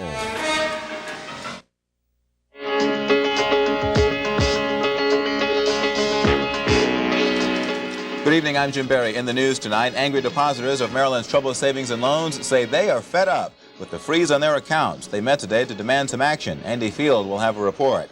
In a rare weekend session today, the Senate defied President Reagan and refused to halt debate on a balanced budget proposal for 1991. It'll be back in session tomorrow. A no-smoking controversy is heating up in Fairfax County. We'll have details. Up in New York, a Canadian man has done what only 7 others have managed to accomplish. And for everyone, except the police, it was a barrel of fun. There was another happy scene today. Number 46 of the New York Yankees pitched his way into the record books by reaching a milestone for Phil Niekro, victory number 300. Meantime, the Washington Redskins are planning strategy tonight, trying to figure out how they'll bounce back tomorrow against the Cardinals. Kevin Kiley will have more. And Alan Eustace says, get ready for the big chill. Details after the football game. My lesson is a man of few words. So when he said, phone bill's too high, I called C&P for the answers on local service options. Besides unlimited service, they have what they call message rate service, where you get so many calls for one basic fee. Then there's economy, it's your smallest fee, and you only pay for as many calls as you make. In other words, the less you talk, the less it costs. To see what your options are, call for the Answers Guide, free from C&P. We want you to get your money's worth, and we prove it every day. Old-fashioned love and romance, Monday at 4. Saturday, it's a battle of the undefeated as national powers clash on CFA college football. Joe Paterno teams know how to win. He's got the 7th-ranked Penn State Nittany Lions growling again as they're off to a roaring 4-0 start. They'll square off against head coach Ray Perkins' 8th-ranked squad from Alabama. With quarterback Mike Shula at the helm, the Crimson Tide is on a roll. Coverage begins with college football today, live at 3 Eastern on ABC Sports. We're back at Giant Stadium. The score at halftime, the Dallas Cowboys leading the New York Giants 14-6. Tonight's halftime is being brought to you by Computerland with over 800 stores worldwide. Lots of action around the National Football League today, some of it late. We're going to go to our New York studios for some of the highlights of today's play. Here's Al Trotwig. The Pittsburgh Steelers woke up this morning knowing they had never beaten Miami in the Orange Bowl. They will go to sleep tonight with the same thought. 1:56 remaining in the first half. Dan Marino pierces the Steeler defense with this pass to Dan Johnson. 14-10 Miami. On Pittsburgh's next possession, a costly Dolphin penalty. Mark Malone searching for Lewis Lips. If Malone couldn't see him, it was because John Swain shoved him out of the way. The ball was placed at the 1. And to gain that 3 feet on the ground, Malone used the 6 feet 6 inches of Ouija Thompson in the air. The Steelers led by 3 at the half. Dan Marino had a less than Marino day. Pittsburgh's top-rated pass defense intercepted him 3 times. This Robin Cole pickoff led to a Steeler field goal and a 20-17 lead. But Dan regrouped and magnificently led the Dolphins 70 yards in the final 2 minutes. Lorenzo Hampton scores his first NFL touchdown with only 47 seconds left. The Dolphins are winners. There was controversy at Riverfront Stadium in Cincinnati. As we learned, an interception can be a terrible idea. Third quarter, Jets lead the Bengals 17-13. This spiral off the fingertips of Ken O'Brien is picked off by Lewis Breeden. At first, the Bengals cheered, and then they roared as the Jets were awarded a safety. The Bengals argued momentum carried Breeden forward. The replay shows Breeden making the steal at the 7-yard line. While in a situation like this, the NFL rulebook only allows momentum to carry you into the end zone if you make the catch from inside the 5. With the score 19-13 following the safety, the Bengals were forced to kick the ball back to the Jets, and Kirk Springs rubbed 58 yards of run-back salt into their wounds.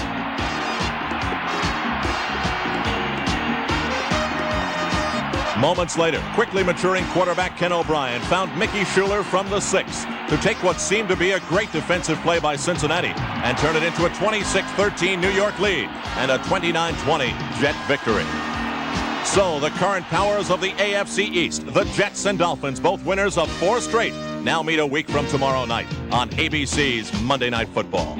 It was sack time today at the Los Angeles Coliseum as the LA Raiders reached Bill Kenny 6 times in the backfield, half of them by Howie Long. Meanwhile, Mark Wilson, playing on a bad ankle, gave the Raiders a 7-3 second quarter lead. This 9-yard touchdown winding up in the hands of Jim Smith.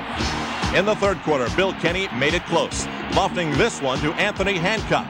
A 41-yard success that made it 13-10, but that's as close as KC would get.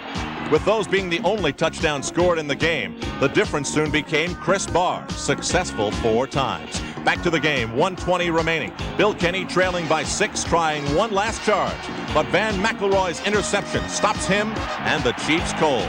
Chris Barr's final field goal gave LA the 19-10 win and created a 4-way tie in the AFC West. In baseball, the final day was a memorable one for 46-year-old Yankee Phil Niekro, who warmed the hearts of everyone on this crisp autumn Sunday in Toronto. Win number 300 and the honor of being the oldest man to ever pitch a shutout. Phil Niekro poking Father Time right in the eye. Think of it. A computer store that understands that not everybody understands. We have classes on that. A store that helps the first-time customer make the best choice. That loves to show and demonstrate. See? That's all you do. But is content to hear you say, "Thanks, just looking." Sure, it'd be hard to name a store like that. Except they took care of it almost a decade ago. Computerland, the one thing to know about computers. Wednesday. I like women who wear fine clothes. Nick's undercover to uncover a computer dating ripoff team. When this maggot has got to fall, he's got to fall hard. Let's strip him up. And when the trap's set, the bait's hot. I'm sure you've got the wrong address. Roaches don't go by no address. I come to your emotional rescue. You don't think I'm enjoying this, do you? Who are you kidding? The Insiders at 8/7 Central. Looks like fun to me. You'll love it. Wednesday. A couple of hot guys, you won't want to miss it. The Insiders, you'll see it on Wednesday. Hello again, everyone. I'm Frank Gifford, and during this past week, a story has surfaced that alleged that 5 current and former Dallas Cowboys fixed football games in exchange for cocaine. A sleazy scenario, if you will, but one that spread across the country. And a subsequent story identified the players as Tony Dorsett, Tony Hill, Butch Johnson, Ron Springs, and Danny White. The allegations came from a former FBI agent who has since pleaded guilty to federal charges of bribery, conspiracy, and possession of cocaine with intent to distribute. He picked up what he called information from 2 drug users, drug dealers in Dallas, charging the Dallas Cowboy players had indeed fixed games for cocaine. The FBI report on the matter was sent to the Bureau's Dallas office early in 1982, but the FBI declined to pursue the investigation on the basis of insubstantial information. It really is kind of a weird story, but nevertheless it has circulated throughout the entire country, and we'd like to think that you would like to hear what Tex Schramm, the president and general manager of the Dallas Cowboys, has to say about the matter. We talked with Tex Schramm earlier today. Here is his response. Well, the unfortunate thing about that type of a story is that it is first accompanied by big headlines and distributed all over the country. And when you use the words point shaving or drugs, that's what's going to be in the headline. And a week later, when everybody just about agrees that the story was totally baseless, then these players whose names were used, that's still in the back of people's minds. And I think that it's totally unfair, and I think Tony Dorsett kind of put it in the proper perspective when he says, I wish something bad would happen in Dallas one time where they didn't try to associate me with it. And I think it was pertinent because Tony Dorsett this very week is preparing to try to become the 6th player in the history of the National Football League to gain 10,000 yards, which is a great accomplishment. And it was totally lost in a fallacious story. The enemy, potholes. When pavement cracks, it can tear your tires to shreds. Now consider Vector, Goodyear's unique all-season radio. Its crisscross tread has a backbone of belted steel to help repel road hazards and deliver thousands of miles of sure-footed performance.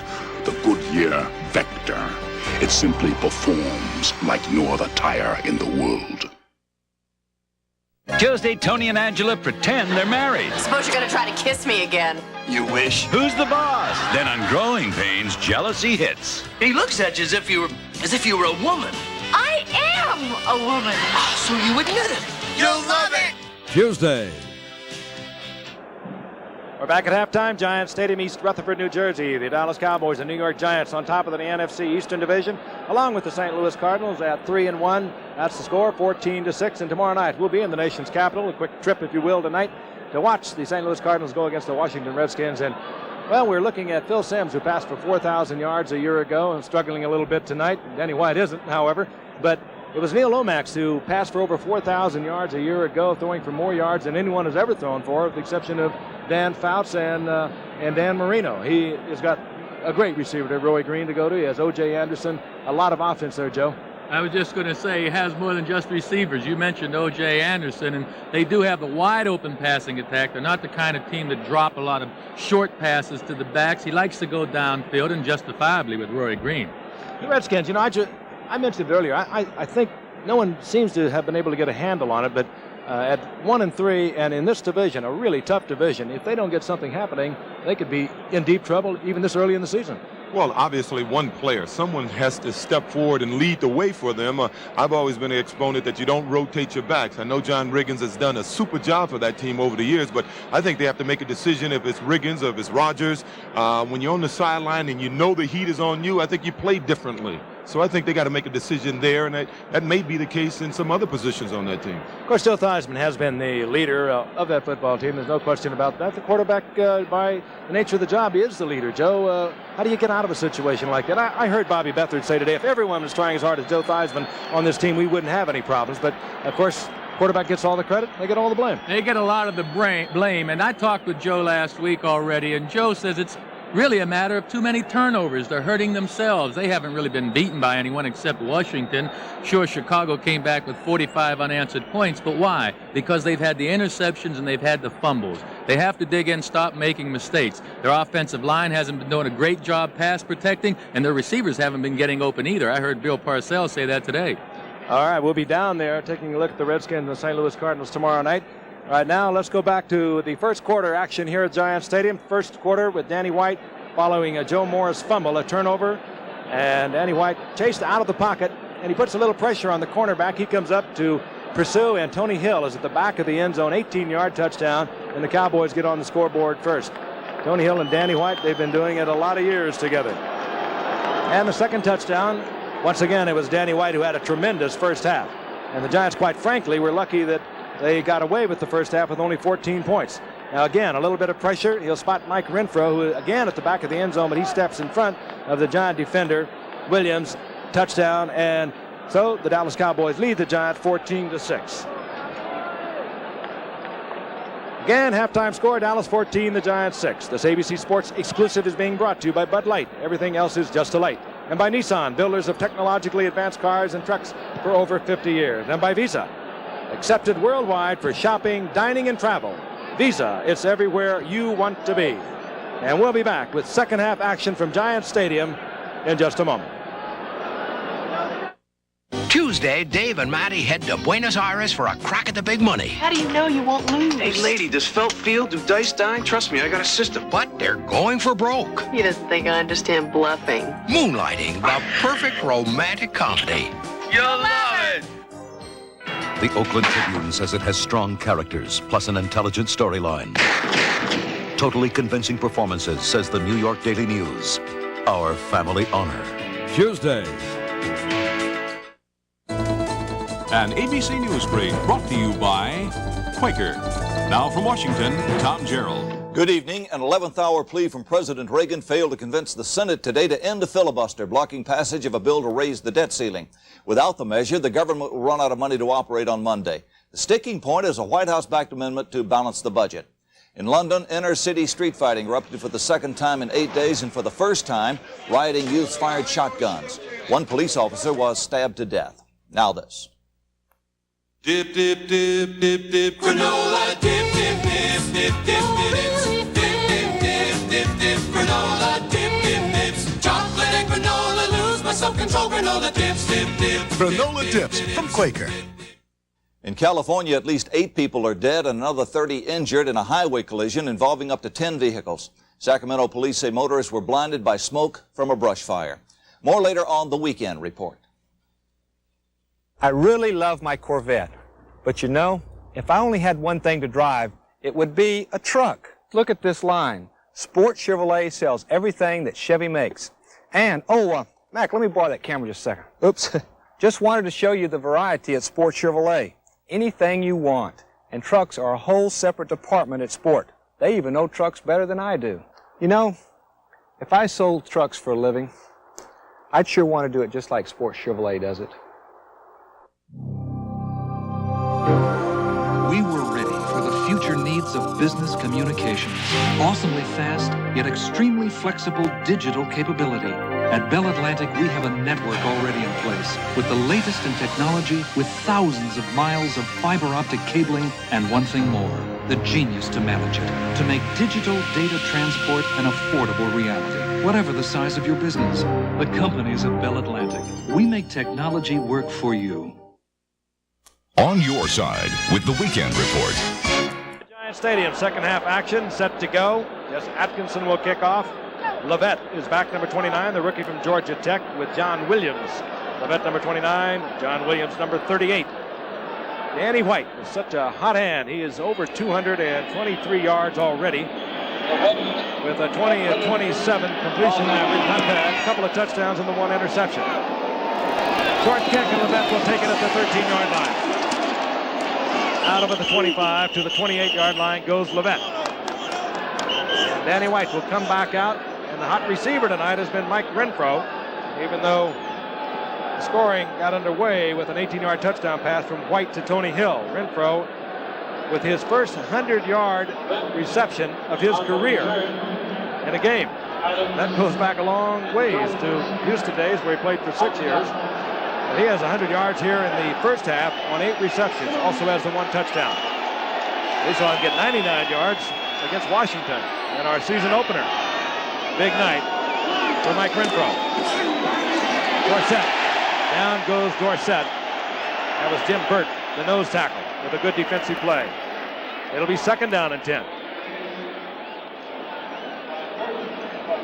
Jim Burt, fine nose tackle, had struggled through a tough year a year ago with a lot of back problems. Had a couple of years of it. He's healthy once again, and he really does a job in there in the middle. A typical nose tackle. He's 6'1", 260 pounds. He just made a play on Dorsett that puts the Cowboys into a second down and 10. Renfro is split right. Tony Hill, top of your screen. That one's batted away. And the one thing about the sophisticated crowd, if you will, Joe, they know this Giants defense. The one thing it does and has over the past couple of years, they will really wear an offensive unit down. And they grind and they grind and they grind, and then they seem to get stronger as the game goes on. And this Giant crowd, well aware of that. They trail 14-6, opening moments of the third quarter. Third down and 11. From the shotgun.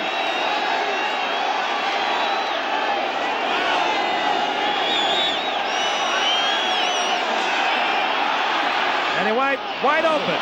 It's Tony Hill, and he was overthrown. Missed coverage over there. Ted Watts turned the zone over. Herb Welch, the rookie from UCLA, made a wild sprint to get into the coverage he should have been in, but Tony Hill was wide open for a moment. He just missed him, Joe. Well, the Giants did something on that play that they didn't do much of in the first half. They had a little pressure on Mr. White. Threw it a little too soon. Without a blitz, too. McConkey is back. Saxon, second only to Sean Landeta of the Giants in punting in the National Football Conference. Healthy respect on the part of McConkey. He's back all the way to his 25-yard line. This one will not turn over, however. And McConkey at the 37. And the Giants, relatively good field position. They'll be near their own 38-yard line. And their offensive unit of the Giants will be greeted with a partisan ovation.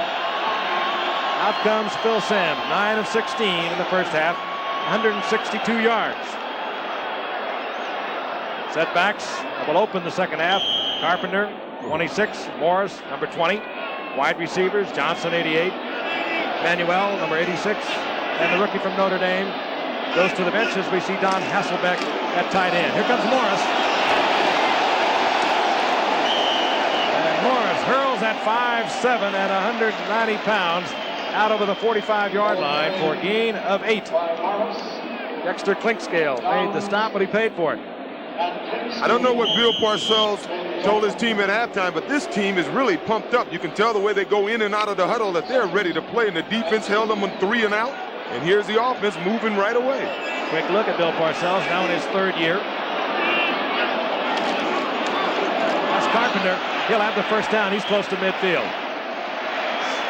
He's the veteran, of course, acquired from Houston in the season of '81, who helped the Giants to their first playoffs since 1963. They lost to the 49ers in that '81 season, but a great season for Carpenter when he arrived. He had 822 yards in 10 regular season games and over 200 yards in the playoffs that year. He's still bothered, however, with a sore knee. Simms, a lot of time. Williams, no. Goodbye. Manuel into the end zone. Simms, credit an offensive line with giving Simms the time. 51-yard touchdown. This team is pumped up.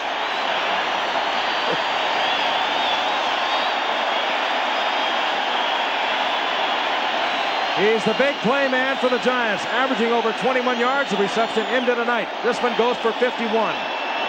Running away from Everson Walls. Tackle was missed. Michael Downs could not catch him, and Manuel goes in from 51 yards out. Atkinson for the conversion. This to bring the Giants to within 1. No. It hit the crossbar. So the Giants trail 14-12. There he is. Lionel Manuel in the 2nd year out of Pacific. 100 yards on the night. 4 receptions. Roger, I just drove a fantastic car, the Nissan Maxima. One test drive sold me on the spot. You know I know cars, right? Yeah. Well, the Maxima really impressed me. Right. It's got a 3-liter fuel-injected V6, 4-wheel independent suspension, adjustable shocks. The Maxima's loaded with technology. Nissan Maxima, huh? Oh, it's not for you, Roger. Doesn't cost enough. When the objective is performance, the name is Nissan. If you just ask for a light beer, give me a light. You never know what you'll get.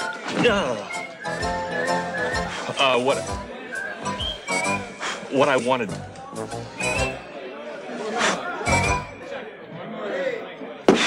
Bud Light. So if you want the less filling light beer with the first name and taste, ask for Bud Light. Because everything else is just a light. We have been fascinated from the beginning. As a machine, the human body remains a supreme invention. To unlock its potential, we offer Soloflex. Simple and efficient, like the body itself. Which may explain why Soloflex looks less like a machine and more like a work of art.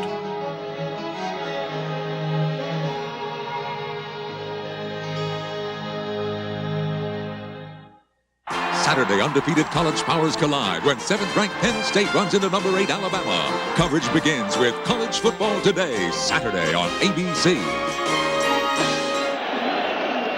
We're back at Giant Stadium. The Giants trailing now 14-12, deep for the Cowboys.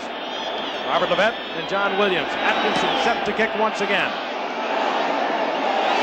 This will be Levette from the 10-yard line. And Levette Stays on his feet. He's out of the 35-yard line. It'll be 1st and 10 Dallas. Here's Joe. Individual effort, that's what it takes a lot of time in this football game, and the offensive line of the New York Giants had it the last time. They gave Phil Simms enough time to find Manuel, and Manuel simply adds more individual effort to this by breaking a couple of tackles. You could call it poor tackling, but I prefer to call it good running. Lionel Manuel, 51 yards out. Cowboys, 1st down and 10. The ball at their own 35-yard line. Crowd getting into it once again.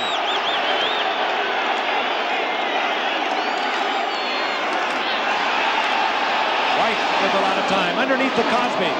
Cosby tripped up from behind. He'll get 8 out of it. Tripped up by Harry Carson. It'll be 2nd down and 2. Harry Carson, another Pro Bowler. Danny White looks to the sidelines, skipped the play. Let's set in.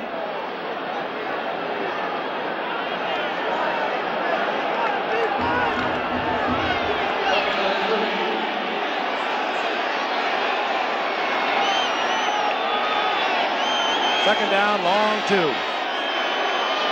You can see number 57 in there, linebacker for the Giants. He's in there because Carl Banks has a sprained knee and probably will not be back. That was Tony Dorsett getting the 1st down out to the 47-yard line. We're going to pause 5 seconds and allow our stations to identify themselves.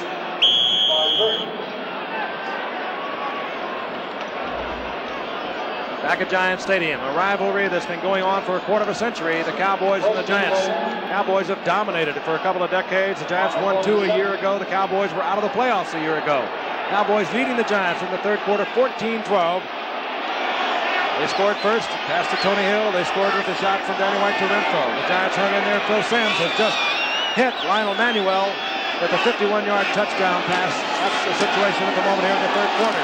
Tony Dorsett on 1st down inside the 50-yard line into Giant territory. A gain of 6. It'll be 2nd and 4 as Harry Carson made the stop. And for those of you who might just be joining us, let's take a look at the scoring summary. Again, that 18-yard touchdown pass I referred to a moment ago from Danny White. Atkinson hit a 23-yard field goal for the Giants. Renfro, an 8-yard touchdown pass from White. That made it 14-3. 2nd quarter, 37-yard field goal again by the Giants. And then Manuel from Simms, 51 yards out. 14-12, the Cowboys lead. They have a 2nd down and 4 inside the Giants' 49-yard line. Tripped up is Dorsett. A loss of a couple to midfield. That was an interesting play. What they were trying to do on that play is have Doug Cosby, the tight end, number 84. His job was to come down and trap the nose man, that Burt that you saw there. But Burt was just a little too quick and got a little too much penetration for it. We spoke about him a moment ago, O.J. He was hurting all last year and even the year before that. And now he's healthy. He is really quick. He can work from tackle to tackle just about as well as any nose tackle around. There's a loss of a couple. It's 3rd down and 6.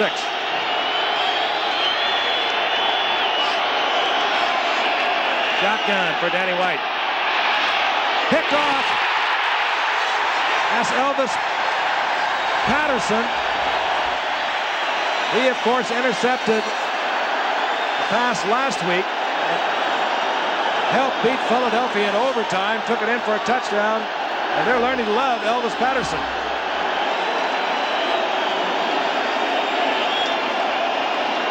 That's his 3rd interception. 3rd interception. Well, you wonder why a quarterback throws a pass like this. There's not a receiver there. He throws it right to Elvis. I have to believe that Danny simply didn't see him. There's no other reason for it. A lot of tall people in front of him. Joe Morris. This is how the Giants opened the drive a moment ago. A flag goes down as Morris gets a couple of yards. Ed Jones pursuing that made the stop on Morris, but again a flag is down at the line of scrimmage. But it was thrown by the back judge. It would be an illegal use of hands against the Giants.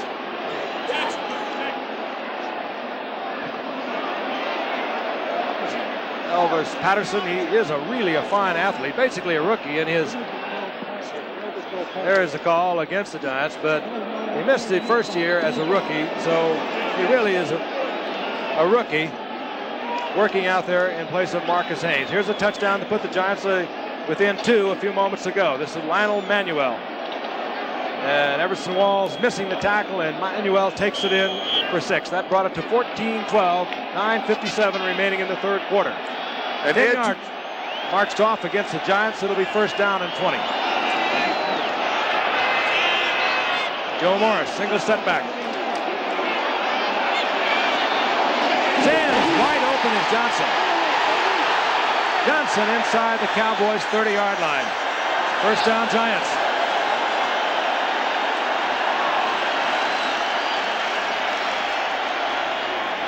Well, the Cowboys are going to have to put more pressure on Phil here. If you give Sims this much time, he'll pick you apart.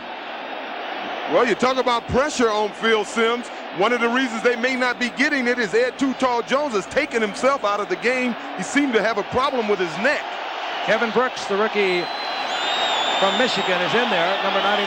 They work on Jones on the sideline. First down and 10. The ball inside the 30. Here comes the blitz, and this is Joe Morris. Joe Morris just carrying Randy White, and that's a tough load to handle, but he carries him for a few yards. He'll get 7 out of that. Good effort by Joe Morris. Giants really did come out stoked up here in the second half. O.J. mentioned it right at the top of the action, and it's continued that way. And the crowd is helping. They're really into this one. Second down, 3. Ball at the Cowboys, 22-yard line. Carpenter struggles for first down yardage. Down close to the 18-yard line. And they went directly toward the Ed Jones area. Too Tall Jones is not in the game. Well, now he's back in the game. Just came back in. And they're taking Kevin Brooks out, but I like that call. When you come in with the backup player, go ahead and run the ball at him. They marked it just inside the 18-yard line. Carpenter, Adams are the setbacks. Manuel, Johnson, the wide receivers. Hasselbeck is the big tight end. First and 10. Sims fires a shot as Hasselbeck. And Hasselbeck struggles down close to the 6-yard line. This was a man who has been around a little bit.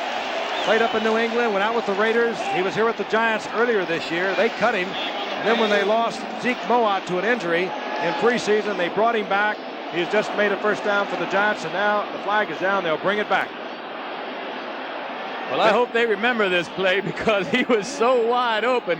Had it been able to keep his feet, it have scored. Holding offense number 65. First down. Bart Oates, the center. Had a lot of holding calls in the middle of the line when Randy White was prowling around in there.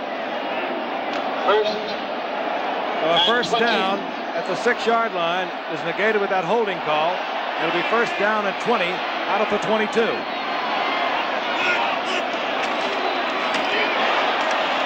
Carpenter struggling ahead to about the 24-yard line. Gain of 4. It'll be second down and 15. I'm really surprised we haven't seen more of George Adams and Maurice Carthen tonight. Carpenter hasn't been playing lately. I would have figured the other 2 guys would be in the game. Time ticking away, midway through the third quarter. Cowboys leading the Giants 14-12. Both teams 9-7 a year ago. Giants going to the playoffs in the tie-breaking procedure. As you can see, the Giants have called timeout. Bill Sims wanted to talk it over with head coach Bill Parcells. We'll be back in a moment. What chance does a free agent have of becoming a rookie All-Pro? Absolutely zero chance. The Achievers, those who face adversity and refuse to fail, brought to you by the U.S. Army. You don't get many breaks in the NFL or in anything you do. One training camp mistake and your career can be over. Hell, it's professional football. The guy beat you chase him. Everson Walls survived that one mistake and became an All-Pro cornerback with the Dallas Cowboys. I'll tell you one thing, and I've said it before, you have to believe that you can do it. That's a big step, Tom. I'm still gonna go to college, Dad, but after the Army. I thought you wanted to be an electrical engineer. I'll be learning about electronics, and I can qualify for the new GI Bill and new Army College Fund. If you qualify, the new GI Bill and new Army College Fund can help you save over $25,000 for tuition. So you're going to be a soldier? Be all that you can be. And an engineer. Find your future. Be a good one. In the Army. Presenting the Honda 4Trax.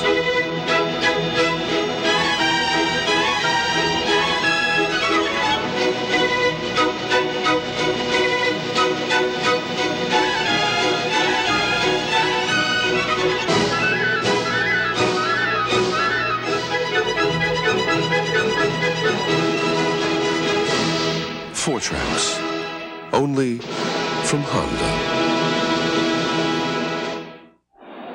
Third quarter from Giants Stadium, 7:04 remaining in the third quarter, and the Giants trailing the Dallas Cowboys 14-12. Bill Sims back in the huddle.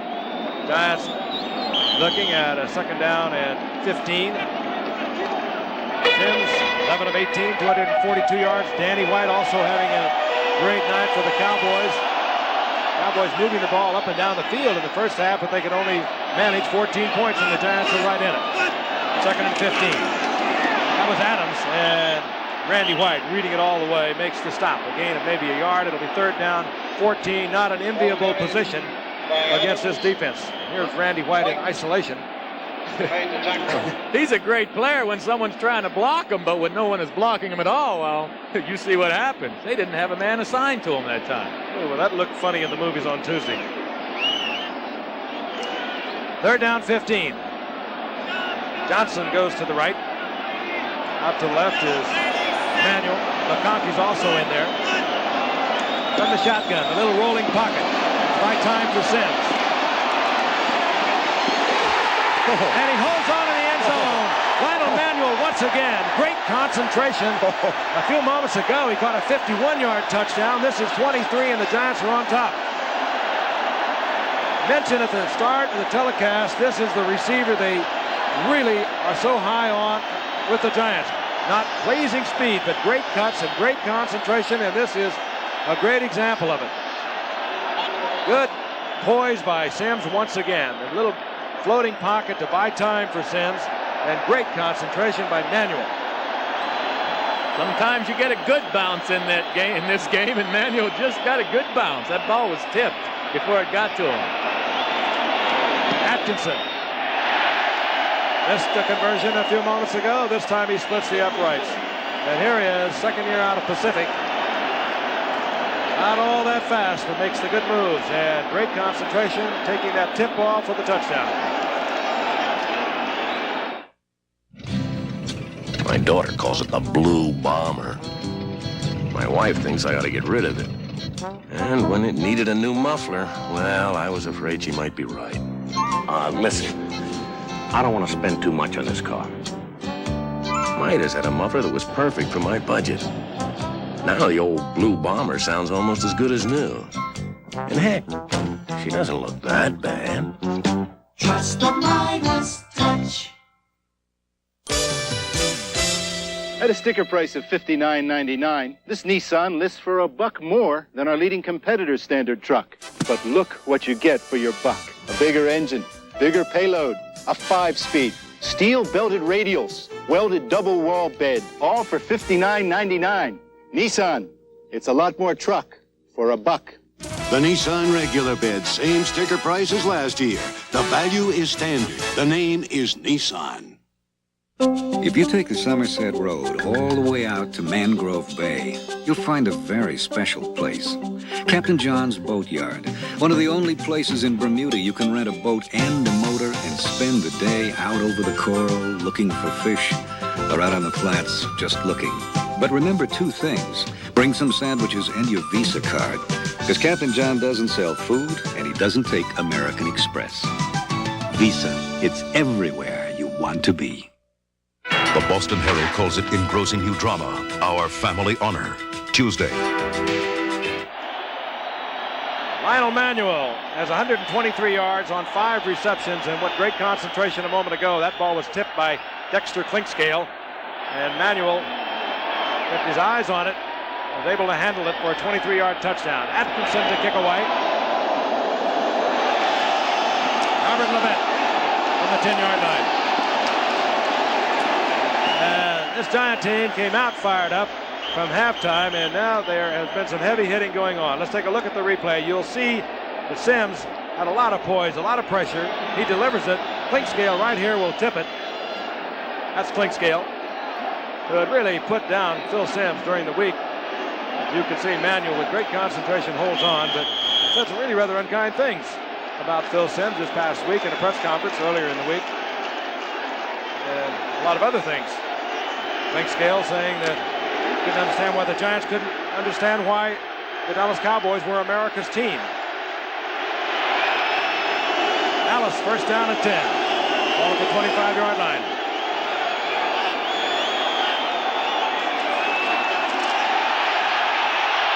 Danny White, who's having a big night, gets it off to Cornwell. And Cornwell has first down yardage out to the 40-yard line. Gary Reasons defensively there for the Giants. It's no secret why the Giants are pumped up this half. In the first half, Dallas went up and down the football field. They should be up by 3 or 4 touchdowns. The Giants go in the locker room. They say, hey, we're only down by 8 points. That's right. The offense of the Giants knew that they weren't getting the job done, and they really came out pumped up. Meantime, turnovers play a major part in these football games. Danny White's now throwing 3 interceptions. He's only had 4 for the first 4 games coming into this game. He's also thrown for over 245 yards, a couple of touchdowns. It's been an aerial game tonight. Both quarterbacks having big nights. This is John Williams. That one designed to get inside. Williams looked outside. A couple of stutter steps, and he'll pick up 3 out of it. You know, we mentioned that Phil Sims liked to go downtown with his passes. His completion average is well over 20 yards per completion at this point. It'll be second down and 6 as they mark the ball out over the 43-yard line.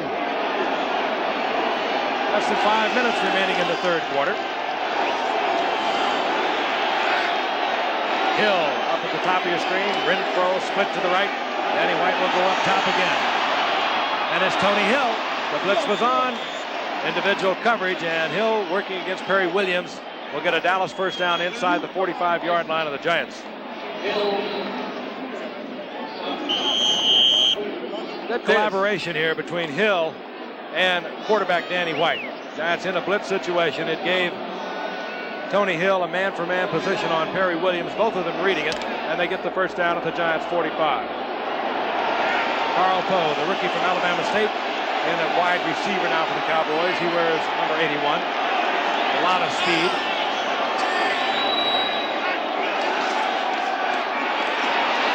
Danny White, he's going to try to get it to Poe. And it's picked off. That's Terry Kennard. Danny White's 4th interception. A lot of running room for Kennard. He stays on his feet out to the 30-yard line, and now listen to this crowd.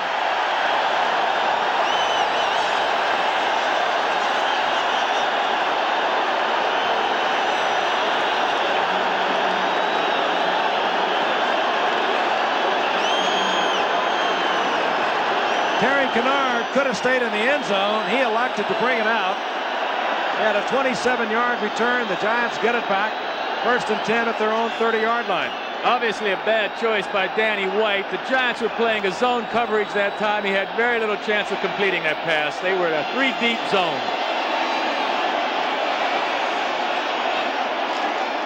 Joe Morris.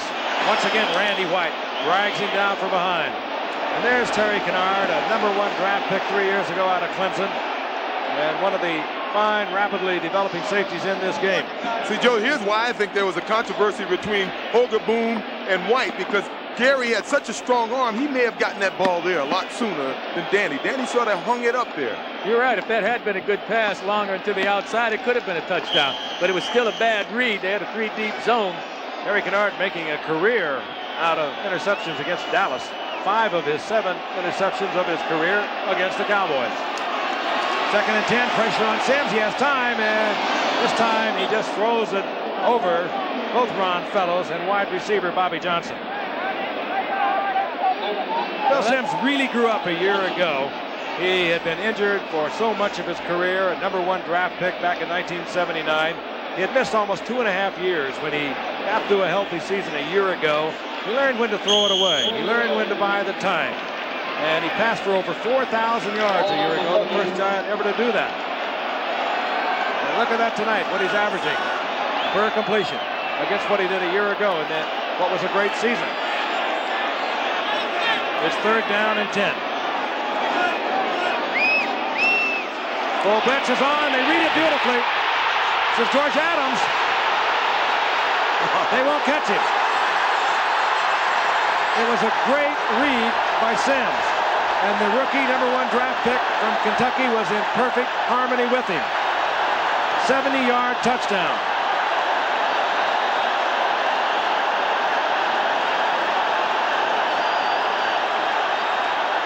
The man that was to cover Adams thought he was going to get blocked. Adams just slipped out there at the top of the screen. He's wide open.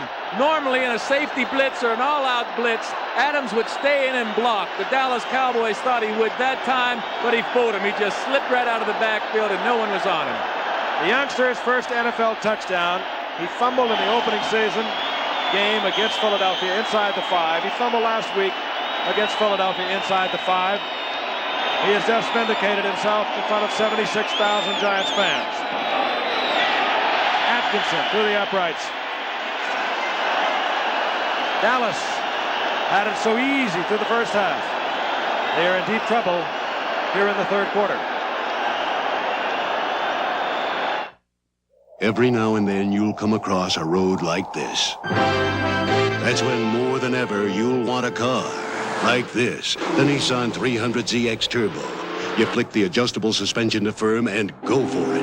With 3 liters worth of fuel-injected muscle under you, it's your road now. And the feeling, like the car, is awesome.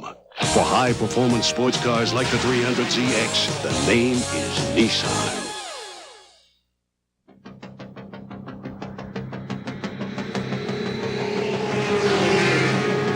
Ambition. It's the fuel that drives American business. Ambition. It's the energy to go the distance. Ambition. It's the will to win. Ambition. It's the force that makes Hilton America's business address.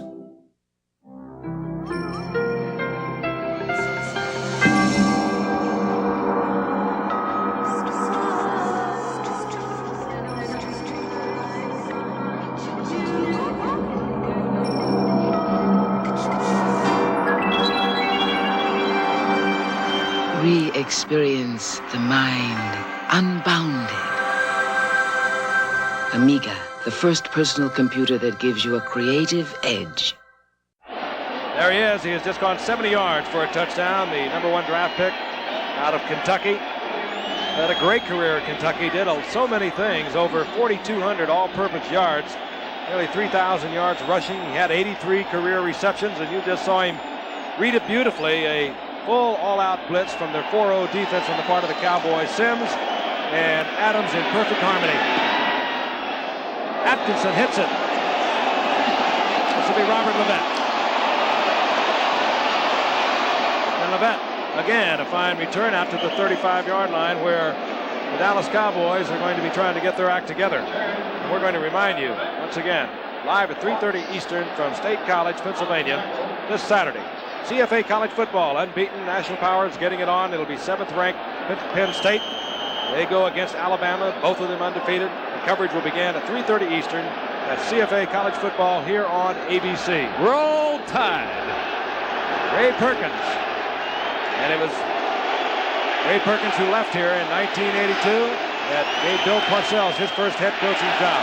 He's watching his Giants against the Cowboys tonight as we watch Tony Dorsett. 2-yard pickup. It'll be 2nd down and 8. If you look to the left side of your screen, you'll see the safeties blitzing. They forgot about our man Adams right here. He's ordinarily going to block one of those 2 men that you saw blitzing, but he just slipped right out of the backfield, and he and Phil, as Frank said, were in perfect harmony. And if there's a question to be asked is, why would Dallas go into such a do-or-die blitz on 3rd and 10 like that. They've been doing it all season. I think they probably are remembering the films from Houston. 12 sacks of Warren Moon. The Giants are picking them up tonight on the blitz. 2nd and 7. Dorsett. Down the sidelines go Dorsett. And he's inside the 40. When he turns the corner, it is amazing the acceleration. Cowboy first down inside the 39-yard line of the Giants on a 24-yard Dorsett pickup. James Jones just did a terrific job in blocking Byron Hunt.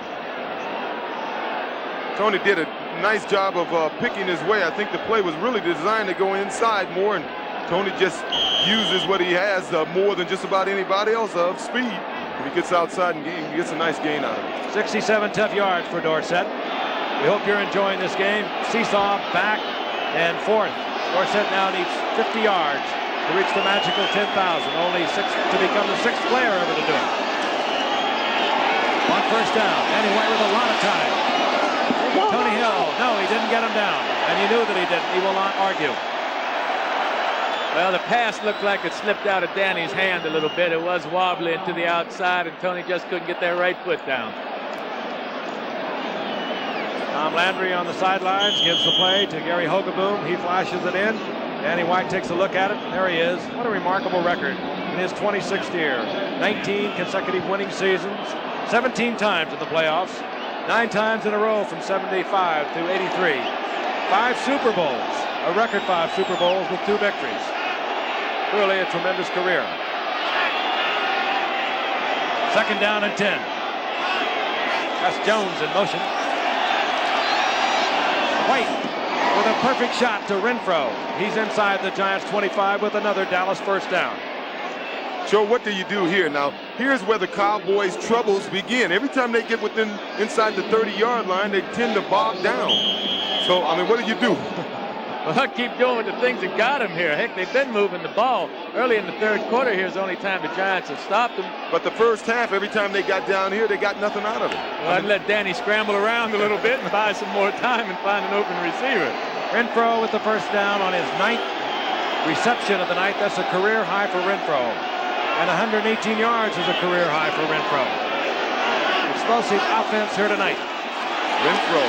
Pressure on White. He gets it off. Yes. James Jones, or rather Renfro.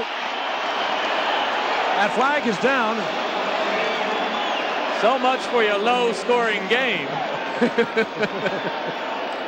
Just talking about Renfro, he is rewriting his own personal record book by a wide margin. Pass interference, defense, number 23. A penalty is being... It's against Perry Williams. He's trying to stay with Renfro. Renfro had one-on-one coverage. He got inside of Perry right away, and then he just did a nice job of adjusting to the ball and using his body. I would say that's interference. The fact that Renfro concentrated on it, held on to the football. A little right arm motion there. Danny did a heck of a job getting him the ball. Jim Burt came clean kind of late, nearly got to Danny. Good football game, back and forth. 2 bitter rivals in the NFC East. Septien for the conversion. We have a 21-26 game with Mike Renfro having a tremendous night. Phil Simms of the Giants having a big night. And of course the wide receiver for the Giants, Lionel Manuel, also having a great night. And we hope his father Ray is looking on tonight. He used to wear number 26 for the Cleveland Browns years ago. Later coached with the Dallas Cowboys, and this youngster, before growing up and becoming an outstanding receiver with TCU, was a ball boy with the Dallas Cowboys. And we stay in the NFC Eastern Division tomorrow night. The Cardinals are 1-3. The Redskins, or rather, the Cardinals 3-1, and the Redskins are 1-3. And we'll be there. We'll watch Neil Lomax, Roy Green, O.J. Anderson. Talked to Al Davis a year ago, and Al Davis thought Roy Green was the most valuable player in football. He was the one player he wanted most in the league. He is really a specialman. Started out as a defensive back. Played a couple of years as a defensive back and a wide receiver. Septien hits it. This is McConkey.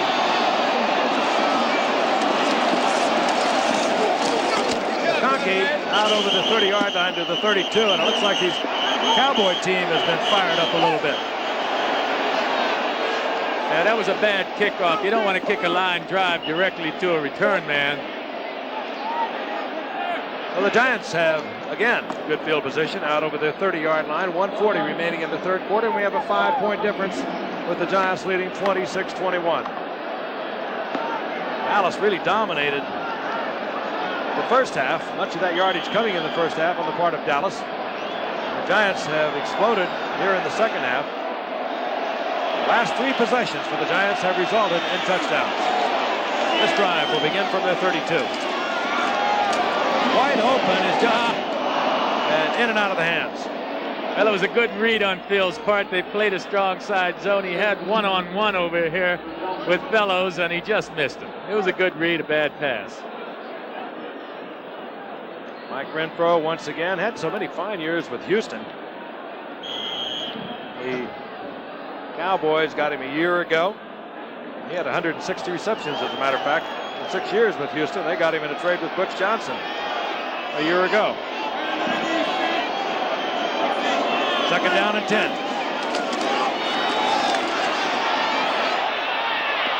Sims.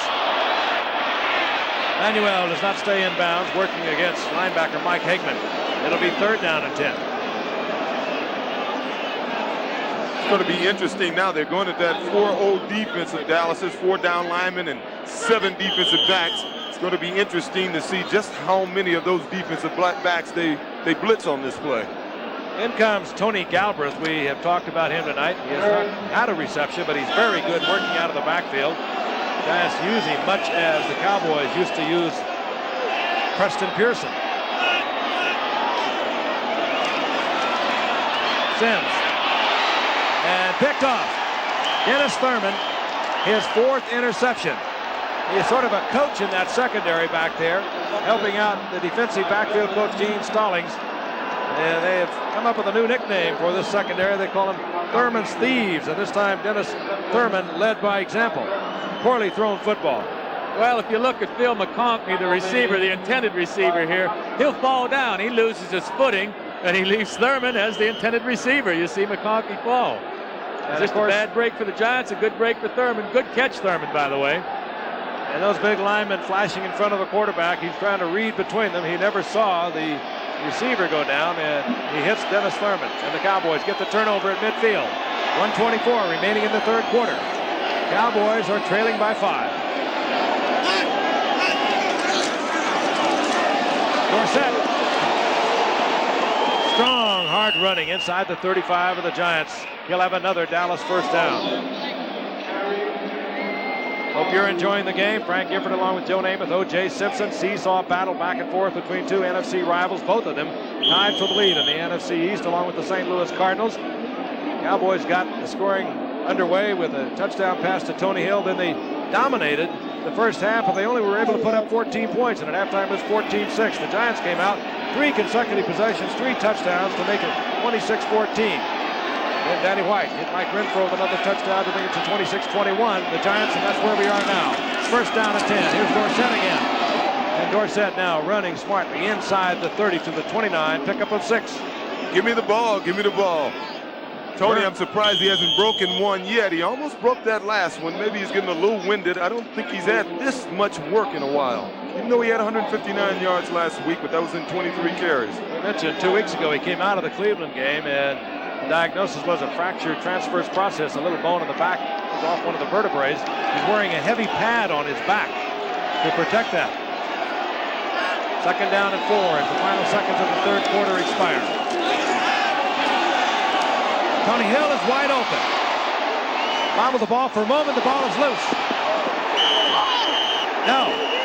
That ball was in offensive possession. It goes out of bounds. Kenny Hill did not have it in his hands. That was a good call. Yes, it was. Tony was trying to lateral the ball to Doug Cosby. A little panic on Tony's part.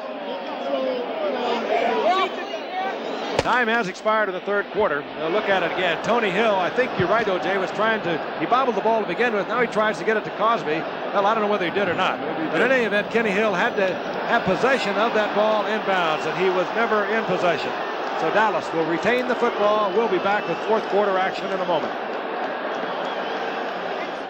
Thursday. Could be a serial killer, Katie. Since Katie Mahoney joined the force, I'll push any button I can to get these sickos off the earth permanently. there are fewer repeat offenders. That's why we call her Lady Blue.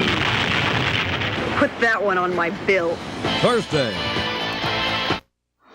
Good evening, I'm Jim Barry. Hundreds of frustrated Maryland savings and loan depositors who can't get at their money plan to fight back. Andy Field reports.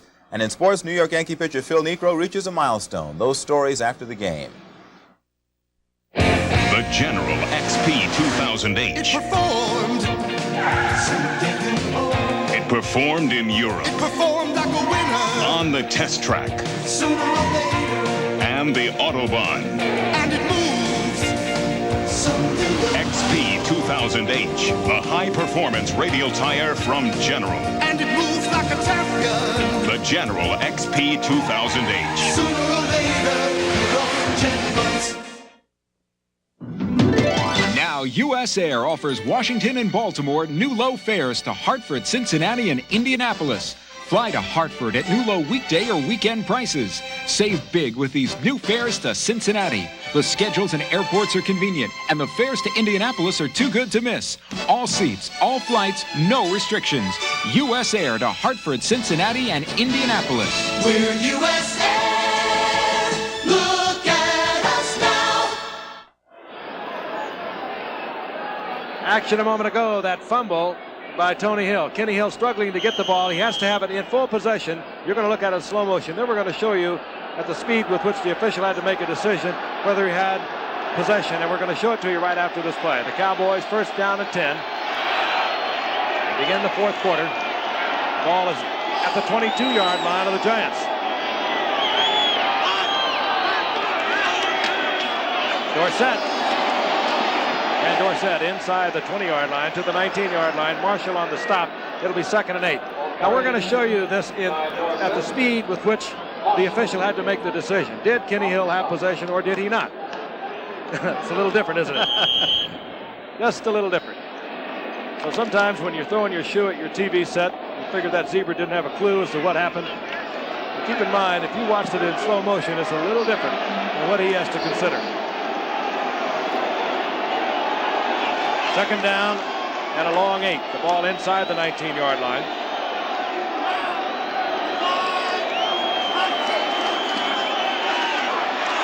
Danny White, Tony Dorsett.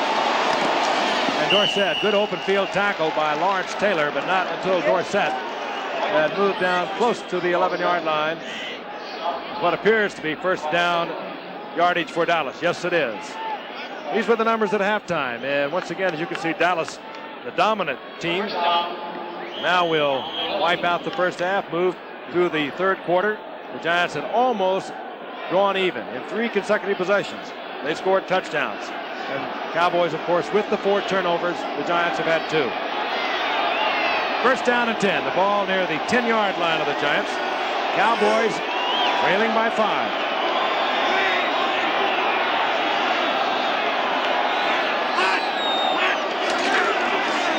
Dorsett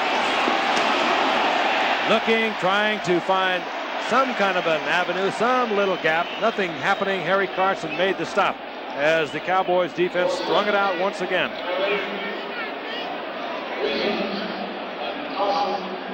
Giants defense, brother, and that's what they have been doing. We watched it early in the first half. They were really tough on Dorsett, and as OJ has said over and over, when you have a Dorsett, you keep giving it to him often enough, he is going to find one of those gaps and explode. He certainly has come close tonight. I'm surprised he hasn't broken one yet. 2nd and 10. That's Cosby in motion. That's Cosby. Good hands on the part of Cosby, and nailed and drilled out of bounds by Patterson at the 5-yard line. Take a look at it from the field angle. Good concentration on the part of Cosby. Patterson a little slow getting there. Well, Elvis had to run around almost a pick situation there, like a basketball pick. It took Elvis a little deeper to get out of the wide receiver's way that was coming across the field, and that was just enough to give Cosby the room. 3rd down and 5. The Cowboys could get a first down inside the 1-yard line. Giants crowd getting into this once again.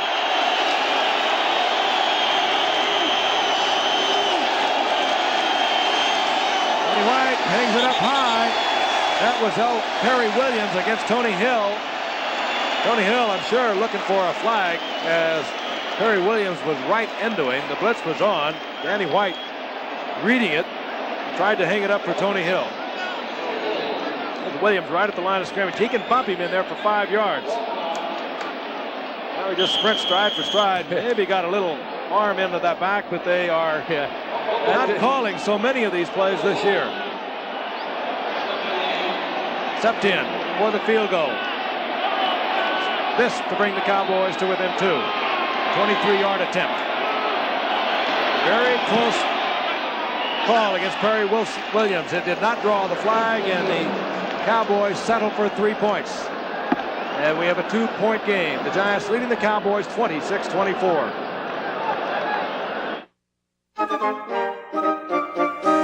Families have come to us. They believe in liberty, Liberty Mutual Insurance. Our house is special to us, so we shopped around for homeowners insurance. Liberty Mutual gave us the right protection at the right price. We believe in liberty. America believes in liberty. Liberty Mutual Insurance.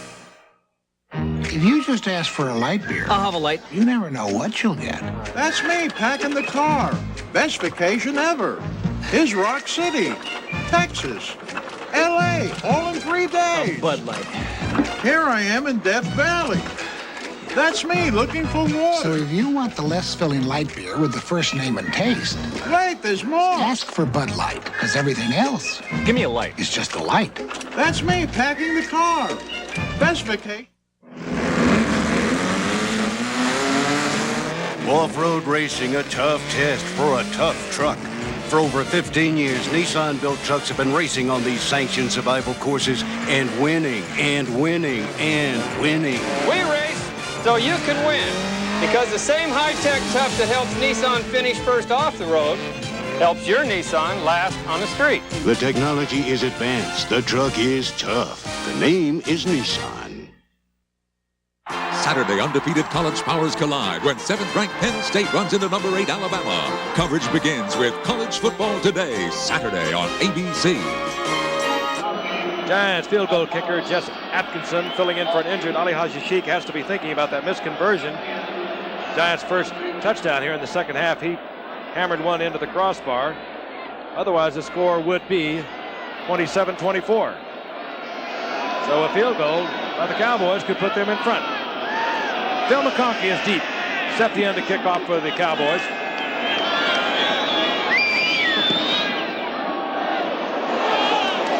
McConkey bobbles the ball at the 5-yard line. He'll have to bring it out. And he is upended at the 6-yard line. The Giants starting deep in their own territory, and you might suspect it. NFC Pro Bowler Bill Bates down there. Special teams Pro Bowler of a year ago. You West Coast viewers, by the way, have quite a show to look forward to right after the Cowboys and Giants finish this game tonight. It's MacGyver rescuing hostages trapped in Southeast Asia. America's newest hero. MacGyver tonight. And for you in the rest of the country, catch the ABC News Weekend Report coming your way later tonight. The Giants at their own 6-yard line. A bobble ball by McConkey has set them back deep in their own territory. This is their worst starting field position of the night. Morris. Good running by Joe Morris. Morris, he's out over the 15-yard line. Short of the first down by a yard. Jeff Rohr and Clinkscale made the stop for Dallas. You can't say enough about Joe Morris. He's a tough little back, and even though I'm against rotating backs, the Giants, they do it because a guy like Morris will get tired. He's accustomed to carrying the ball about 18 times. Any more than that, he wears down a little bit. At 5'7", 190, 195 pounds, he is one tough little cookie. And he does also take quite a pounding. Morris again. Tries to surge for the first down. He will not make it. It'll be 3rd down and 1. Tough running over that left side against Randy White. Tough running over the right side against Ed Jones and John Dutton. We have two very good football teams playing here tonight. You know, you wonder why these teams could move the ball up and down the field sometimes and then stop them cold. Heck, these are two real good football teams, and each team's going to make the play now and then. They gave him a lot on that surge, and they're going to bring the sticks out and make the measurement. I didn't think he had it.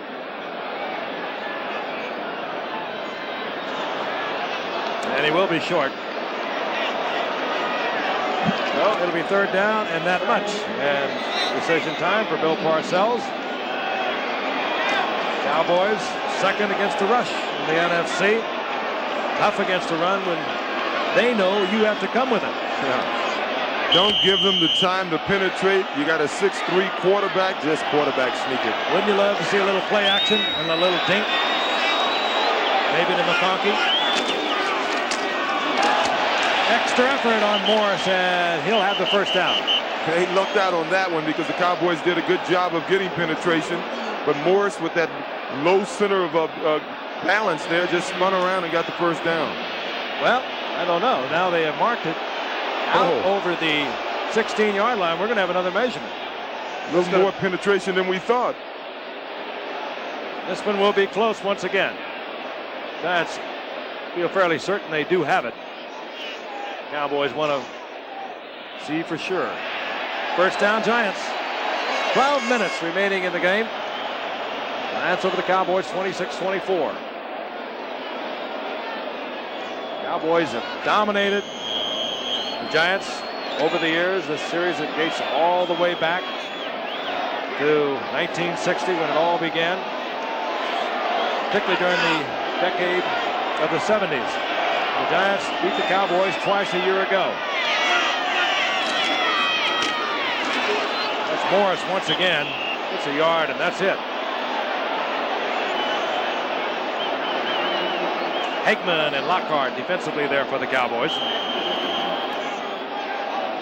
Interesting left side of that line defensively for the Cowboys. Mike Hagman and Ed Jones were teammates back at Tennessee State a decade ago. They've been playing together for 13 years. Big number 72 and number 58, Mike Hagman. Second down and 9. Sims having a big night. Over 330 yards. 13 of 24. Has the time and he throws underneath. And it's Manuel. But only a pickup of about 6 yards. It'll be third down and 3. What a night this youngster has had. If you weren't with us earlier, a 51-yard touchdown to open the scoring in the second half. A few moments later, a 23-yard touchdown on a pass that was tipped by Dexter Clinkscale, and Manuel kept his concentration. And the Giants will work from the shotgun on third and 3. Sims, the ball is loose. And Jeffcoat might have it. Had the whistle blown, Ed Jones will get the sack. Jeffcoat is underneath, and I think he has the football. Randy White is also there. It was Ed Jones who jarred it loose. And Jeffcoat comes up with the recovery. Sims trying to get the ball downfield. Nothing happening. That's Jeffcoat 77. Here comes Too Tall. Ball is stripped. Jeffcoat dives in there along with Randy White, and Jeffcoat gets the recovery. First down, Dallas. They're at the 16-yard line of the Giants. Seesaw game. We hope you're enjoying it like we're enjoying it. Cowboys and the Giants.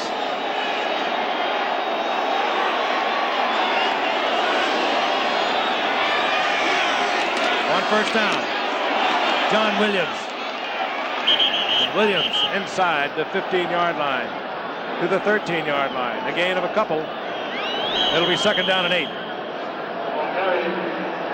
Williams, of course, the USF feller that was with Michigan and then later Oakland. Had 96 yards in the recent USFL championship game for Oakland. Out of Wisconsin.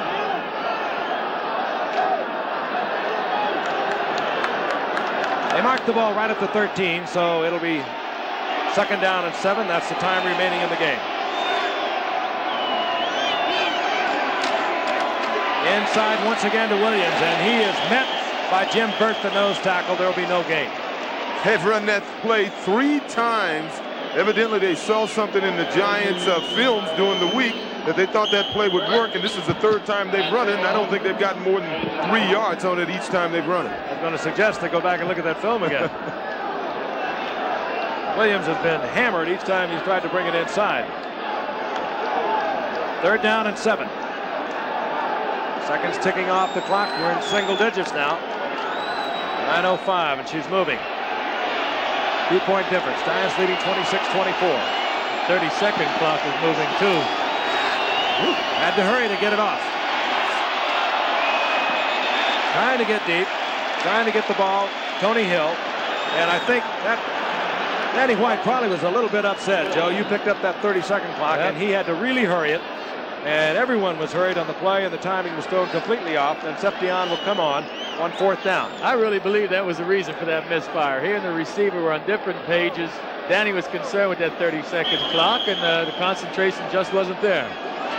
The missed conversion on the first touchdown here in the second half of the Giants by young Jess Atkinson.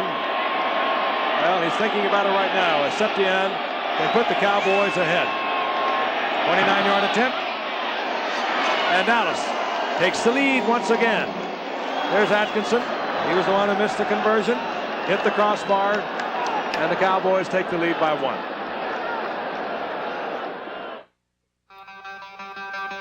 This is one of Nissan's most technologically advanced cars. It has computer-controlled carburation, a 4-cylinder overhead cam engine, 5-speed transaxle for precise front-wheel drive handling. Surprisingly, this is also Nissan's lowest-priced car, the Sentra, America's best-selling import. For an economy car that doesn't skimp on technology, the name is Nissan. There's got to be more purpose in your workout. You've got to concentrate. Concentrate. Focus on the beam.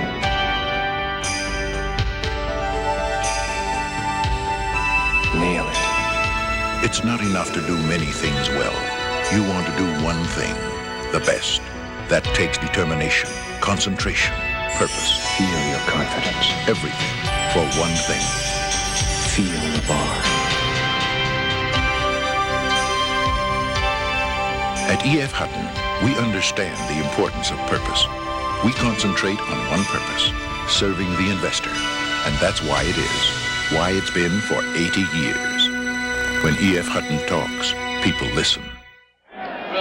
Dallas has retaken the lead. They dominated in the first half. The Giants came out and scored in their first 3 possessions of the second half, but they missed a conversion. The ball hitting the upright, and that was the difference. Otherwise, we'd have a tied game. But right now, the Cowboys lead at 27-26.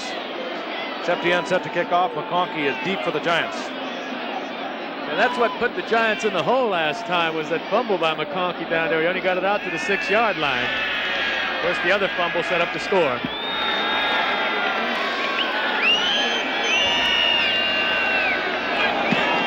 Septian hits it. Oh. This will be Kenny Hill. And Kenny Hill over the 20-yard line, where it'll be first down Giants. We talked earlier about Eddie Robinson of Grambling becoming the all-time winningest coach. 324 victories yesterday. We congratulated him. The flag is down.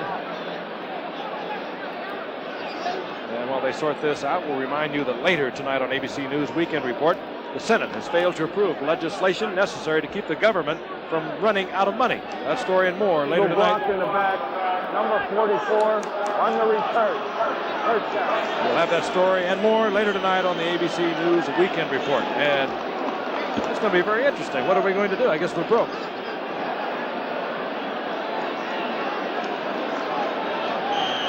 Giants back deep in their territory once again, inside the 9-yard line.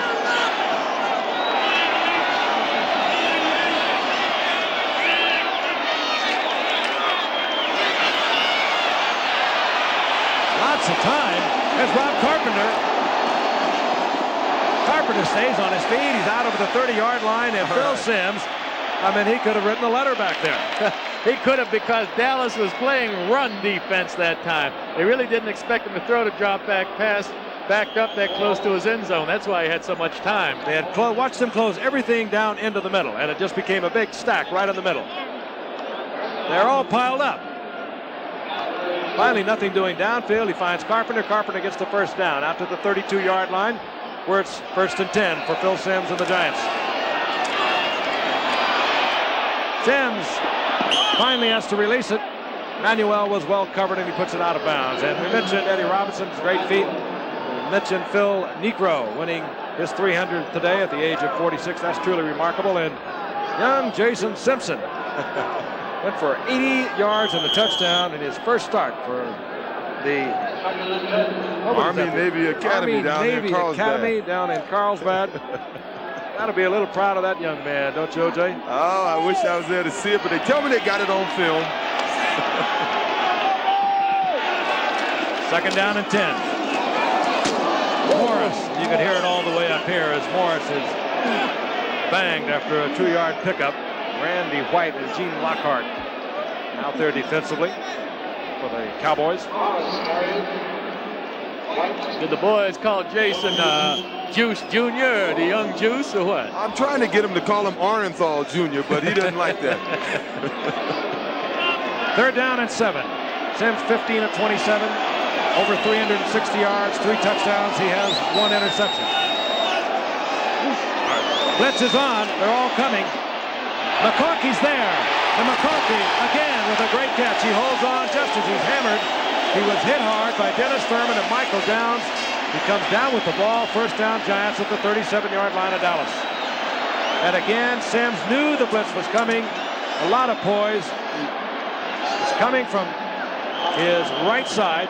He could see it, he could feel it, and he held on and got the ball to McConkey. Simms made quite a catch himself on that snap, I might add. High and away to the right side. A seesaw football game. Back and forth. Cowboys dominating in the first half. Losing it in the 3rd quarter. Regaining it in the 4th quarter. Now the Giants are on the move. Morris saw an opening and tried to get through it. And Lockhart was there to hold him at the 29-yard line. But he picks up 7. Maurice Carthen certainly threw a good block out there on Dexter Clinkscale. 2nd down and 7. 6 minutes and 11 seconds, and the clock ticking away.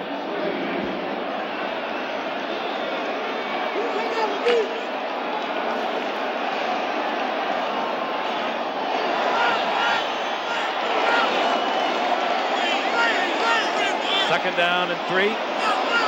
Morris and Carthen remain the setbacks. And they'll have to get something happening. They're down to 3 seconds on the 30-second clock. They get the snap off, but again, everything is out of sync when you're rushing it. And down goes Morris right at the line of scrimmage. It'll be 3rd down and 3. I was a little surprised to see that Simms didn't audibilize for number 87, Byron Williams. He was one-on-one at the top with Ron Fellows, and he had over half the field to work with.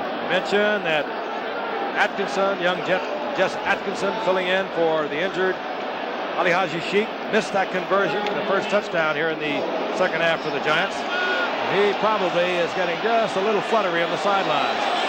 They fail here for the first down attempt, or don't turn it over. He'll be on deck. And it will be 4th down, and I'm sure we'll see Atkinson. Simms unhappy either with the pattern or with his own effort. And here comes Atkinson, the rookie from Maryland. As a senior, had a remarkable 17 of 20. His career best at college was 50 yards. We mentioned last week he made one from 49 yards against Philadelphia, but he missed a crucial 23-yarder that would have kept that game out of overtime. The Giants, however, did go on to win it in overtime. This will be a 47-yard attempt. Jeff Rutledge is the holder. Bart Oates will provide the snap. Yes. A new hero. You miss a conversion, you come right back and hit one from 47 yards out with 4:57 remaining to take the lead for the Giants. They'll love you for that. Hey, you thinking what I'm thinking?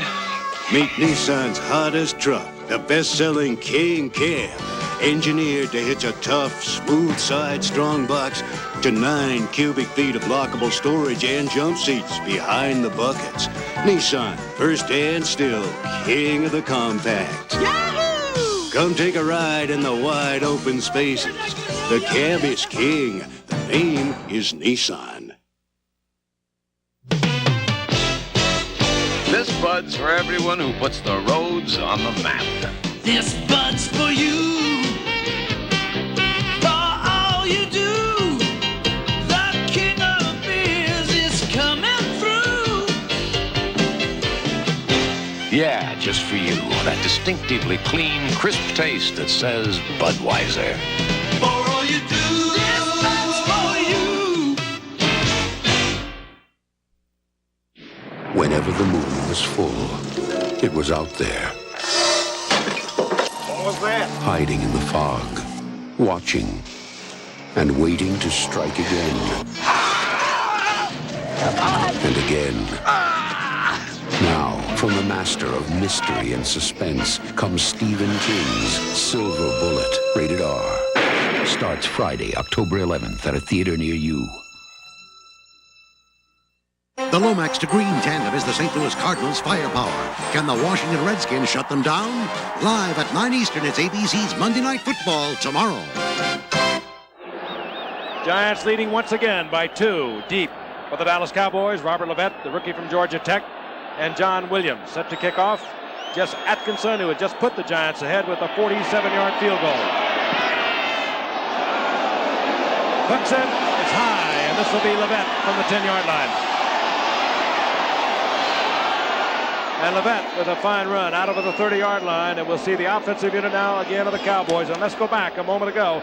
Here's Atkinson. This is just before. Closes his eyes. This is before the kick. Checks it out. And the rookie from Maryland watches it, and he knew right there. It had just the right amount of hook. It started out over the right upright and split the uprights right in the middle. First and 10 Dallas at the 31-yard line. Danny White, Tony Hill, good concentration and a good pass by Danny White. First down Dallas. They're out at the 47-yard line of the Giants. In the first half, Dallas had a lot of success throwing the ball on first down. They sort of got away from that coming into the second half, and they've gone back to it, and it looks as if it's going to be successful for them. They continue to do it. At the 47-yard line. First down Dallas. Tony Hill now has 8 receptions for 108 yards.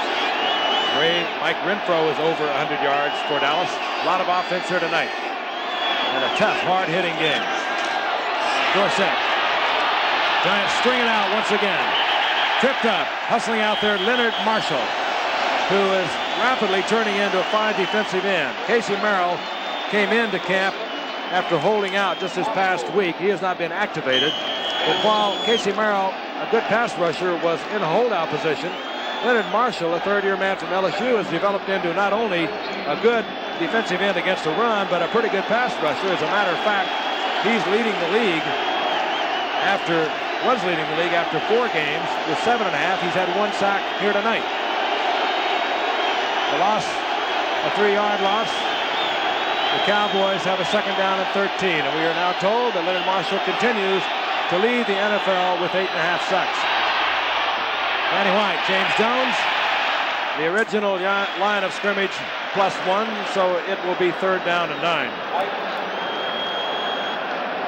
Good coverage that time by Andy Hedden. You know, he'd given that play all day long. Picked up about 3 yards when they needed 13.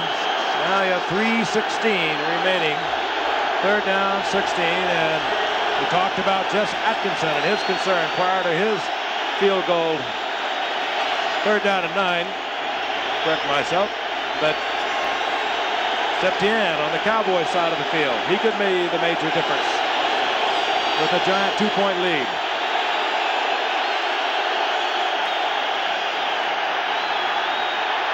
Danny White just does get it away. Leonard Marshall really hammered Danny White just as he released the ball. Coming from that blind side. Wasn't it unusual to see Dallas line up in a regular formation and not? I mean, I'm a little surprised they didn't go back to the shotgun on this. And they kept their best receiver, Doug Cosby. Well, his best receiver, it's a matter of opinion. What a hit. Oh, nice hit. They kept Doug Cosby in the pass block. Heck, I'd want him out in the pattern. McConkey is back on 4th down. Saxon on to punt for Dallas.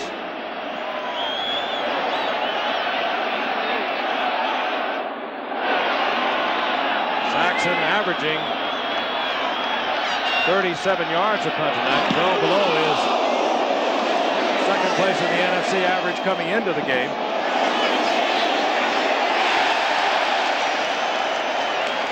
And did it get into the end zone? Yes, it did. That one a 51-yard punt, but there will be a net of 31. The Giants will have the ball at the 20-yard line. Well, it's in the hands of this offensive line right now, this Giants running attack. Ideally, they'd like to keep the ball on the ground and run out that clock. But Dallas is a mighty difficult defense to do that with. There is Leonard Marshall. Had a real weight problem when he first came up with the Giants. Was a second-round pick in '83.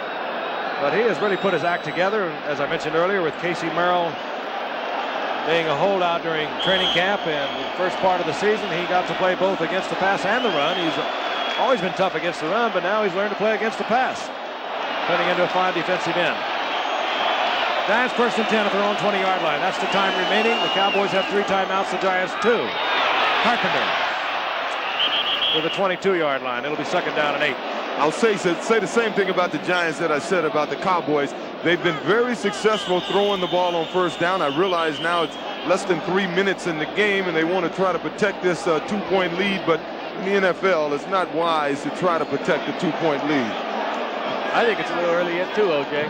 Cowboys called timeout. They used one of them. They didn't want the Giants to run off 29 seconds before they snapped that football.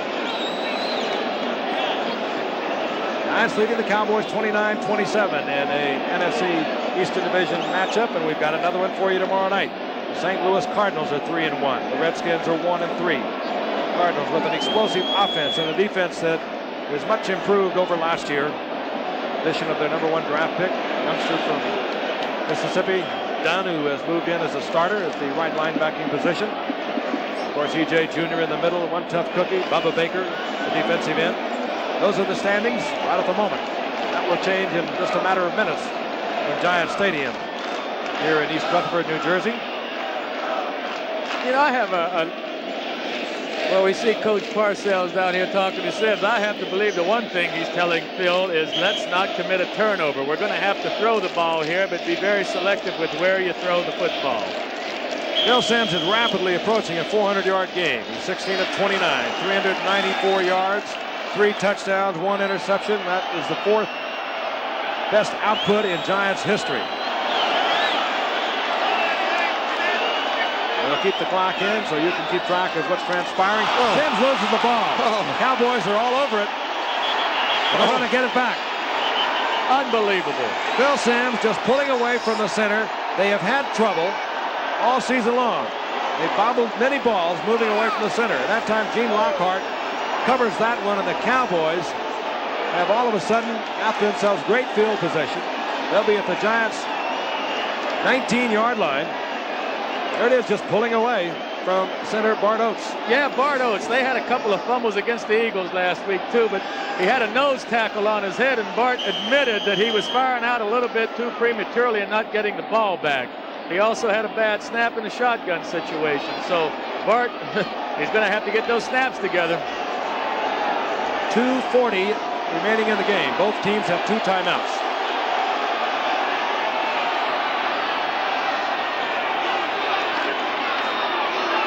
Dorsett stopped at the line of scrimmage. Dorsett covering the football. He'll be dropped for a yard loss.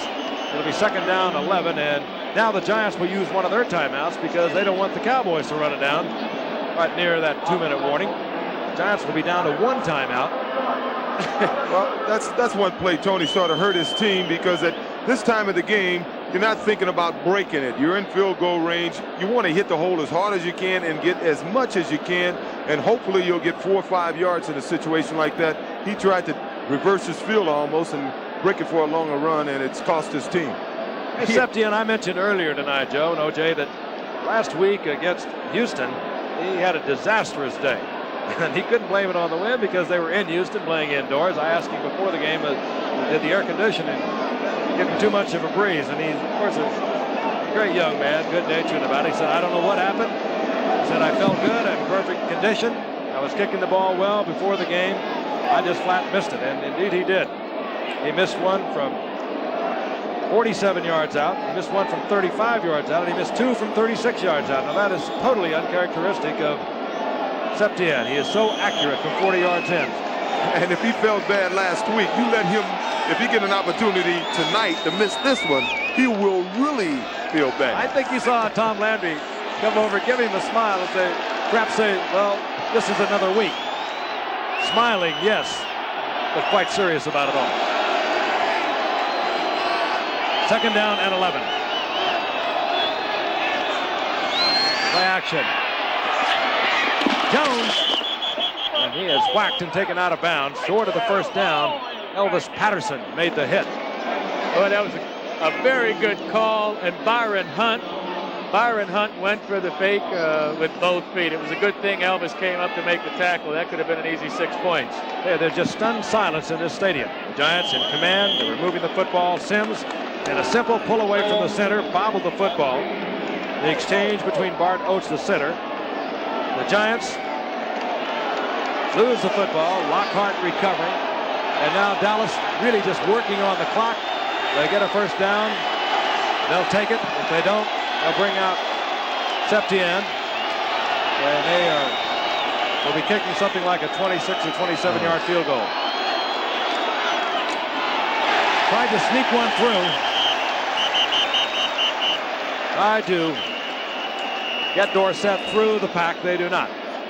There's a loss of a couple of yards, and we'll see Septien. A good hit by Jerome Sally, by the way, who was playing nose tackle the last series. Well, the Cowboys, even if they are successful, and they should well be, Septien over his career so accurate from in close. The Giants will have no timeouts. They will have 2:23 on the clock, and that's a lot of time. Field goal kickers are really a different breed in this game. There's Atkinson, who, as I mentioned earlier, and several times that he missed that conversion on the Giants' first touchdown of the game, hitting the uprights. And that, of course, left them in the position where the Cowboys are kicking for the win instead of the tie. I think in my career, it was only on 3 occasions where kickers cost us the game, where we had a final march and they missed the field goal. And in Buffalo, they had vigilante groups after that guy when the game was over. It is so frustrating. Big men banging each other around for the entire game, and all of a sudden, little fresh uniform comes onto the field, and he is the one that will make the difference. 32-yard attempt.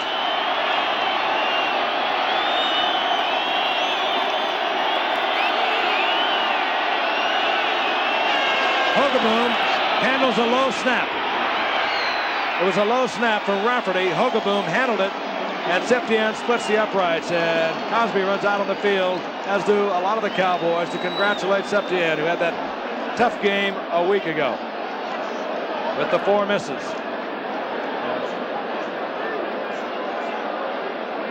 Ordinarily, Tom Rafferty is right on target with that snap. This time it's low. Good concentration on the part of Hogaboom. That was almost blocked.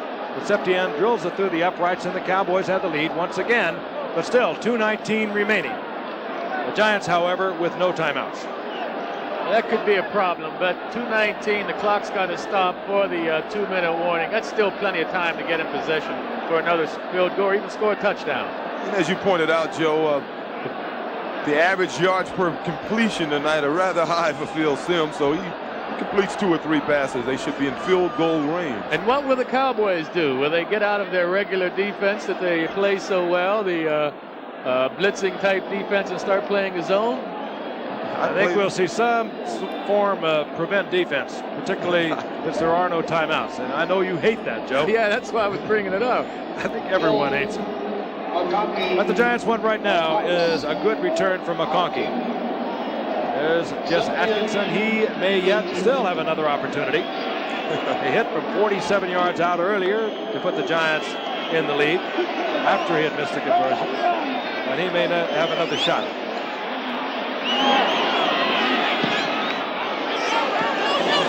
Tipped in, hits it. Kenny Hill brings it out to the 23-yard line. 2:10 remaining in the game. And out comes the Giants offense. And they will be backed up once again. 3 times here in the second half, the Giants have suffered penalties following a kickoff. Referee Chuck Heverling working the game tonight. Holding on the return, number 57. First down. Byron Hunt. And other than the 23-yard line, the Giants will begin inside their 12-yard line. Every time they began inside the 20, they've run the ball on first down. They can't stop the clock in 10 seconds for the 2-minute warning, but I don't think they'll run it. Dallas stay pretty much with their 4 old personnel, but they back them up. Clinkscale very deep along with Downs. McConkey races out over the 30 to the 32-yard line for a Giants first down, stopping the clock with 2:04.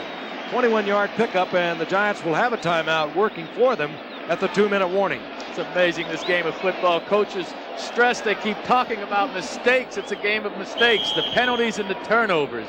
And this is, again, is certainly a case of mistakes and turnovers. Good football game, but we've had so many fumbles, interceptions, penalties. Johnson split to the right.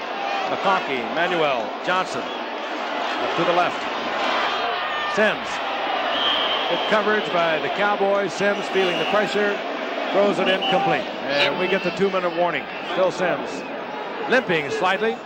We'll go over to see Bill Parcells, and we'll be back at Giants Stadium in a moment. Power. That's what I practice for. Power. And afterward, I want all the power I can get in my antiperspirant. Speed Stick. Now, Speed Stick is improved with the most powerful wetness fighter you can buy. Nothing, but nothing fights wetness better. The Wide Stick. Man-sized protection. Saves a lot of strokes. Helps keep you drier and odor-free all day. Now it's the most powerful you can buy. New improved Speed Stick antiperspirant. By Menon. You'd never expect to catch a fish in downtown Austin. Yet that's the reason people come to the Austin Angler. One of the few places in Texas you can get a custom-made split bamboo fly rod and a fresh-tied woolly one to go on the end. So if you go there, remember, keep your rod tip up and put your Visa card down. Because at the Angler, they don't take fishing lightly, and they don't take American Express. Visa, it's everywhere you want to be. Now, Sears' biggest hardware sale of the year, with big savings on hundreds of items. Save 50% on this 99-piece tool set, $88. Save 50% on this Craftsman screwdriver set, plier set, or wrench set, $19.99. Sears' best Craftsman hammer or steel tape, $9.99. For more big savings, come to Sears National Hardware Sale now. There's more for your life at Sears. It's a stunned sellout crowd here at Giant Stadium. Hardly anyone has left the stadium. Cowboys leading the Giants by 1, 30-29.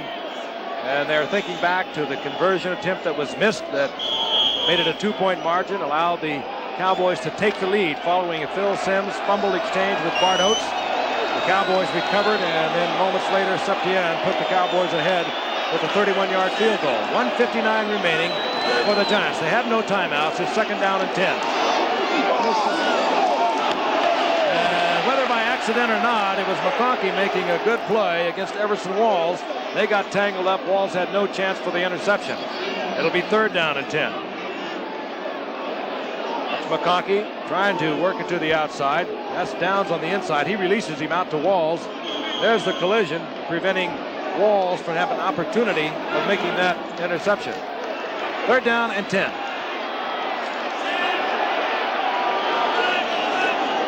It's a 2-down situation, of course.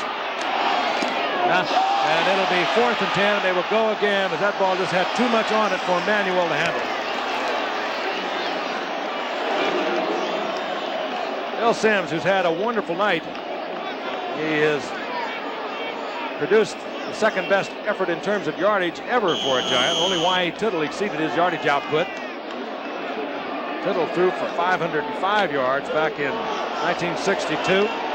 Sims has thrown for 415 tonight. And it's come down to this. 4th down and 10.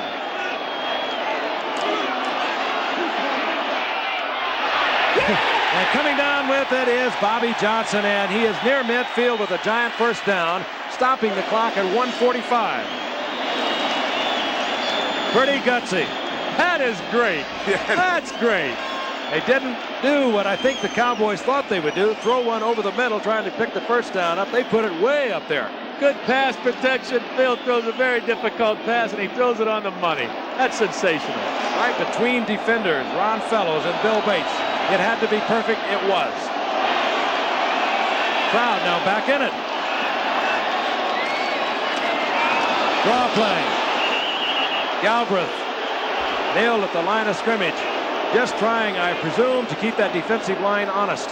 You're not going to keep them honest now. Those guys are going to pass rush no matter what. And to try to keep them honest at this stage in the game is just doesn't make sense. Throw it. Sims had to hurry it. And could not get it to Byron Williams, who was open. And down goes Sims. He's hammered once again. Stops the clock with 1:22. It'll be 3rd down. Well, they're getting some receivers open. As you mentioned here, Byron Williams was open, but Dallas putting that pass pressure to rush on with so much pressure, they're getting to Sims. You have to presume that young Jess Atkinson is hoping he has another opportunity. His career best, college, 49 yards.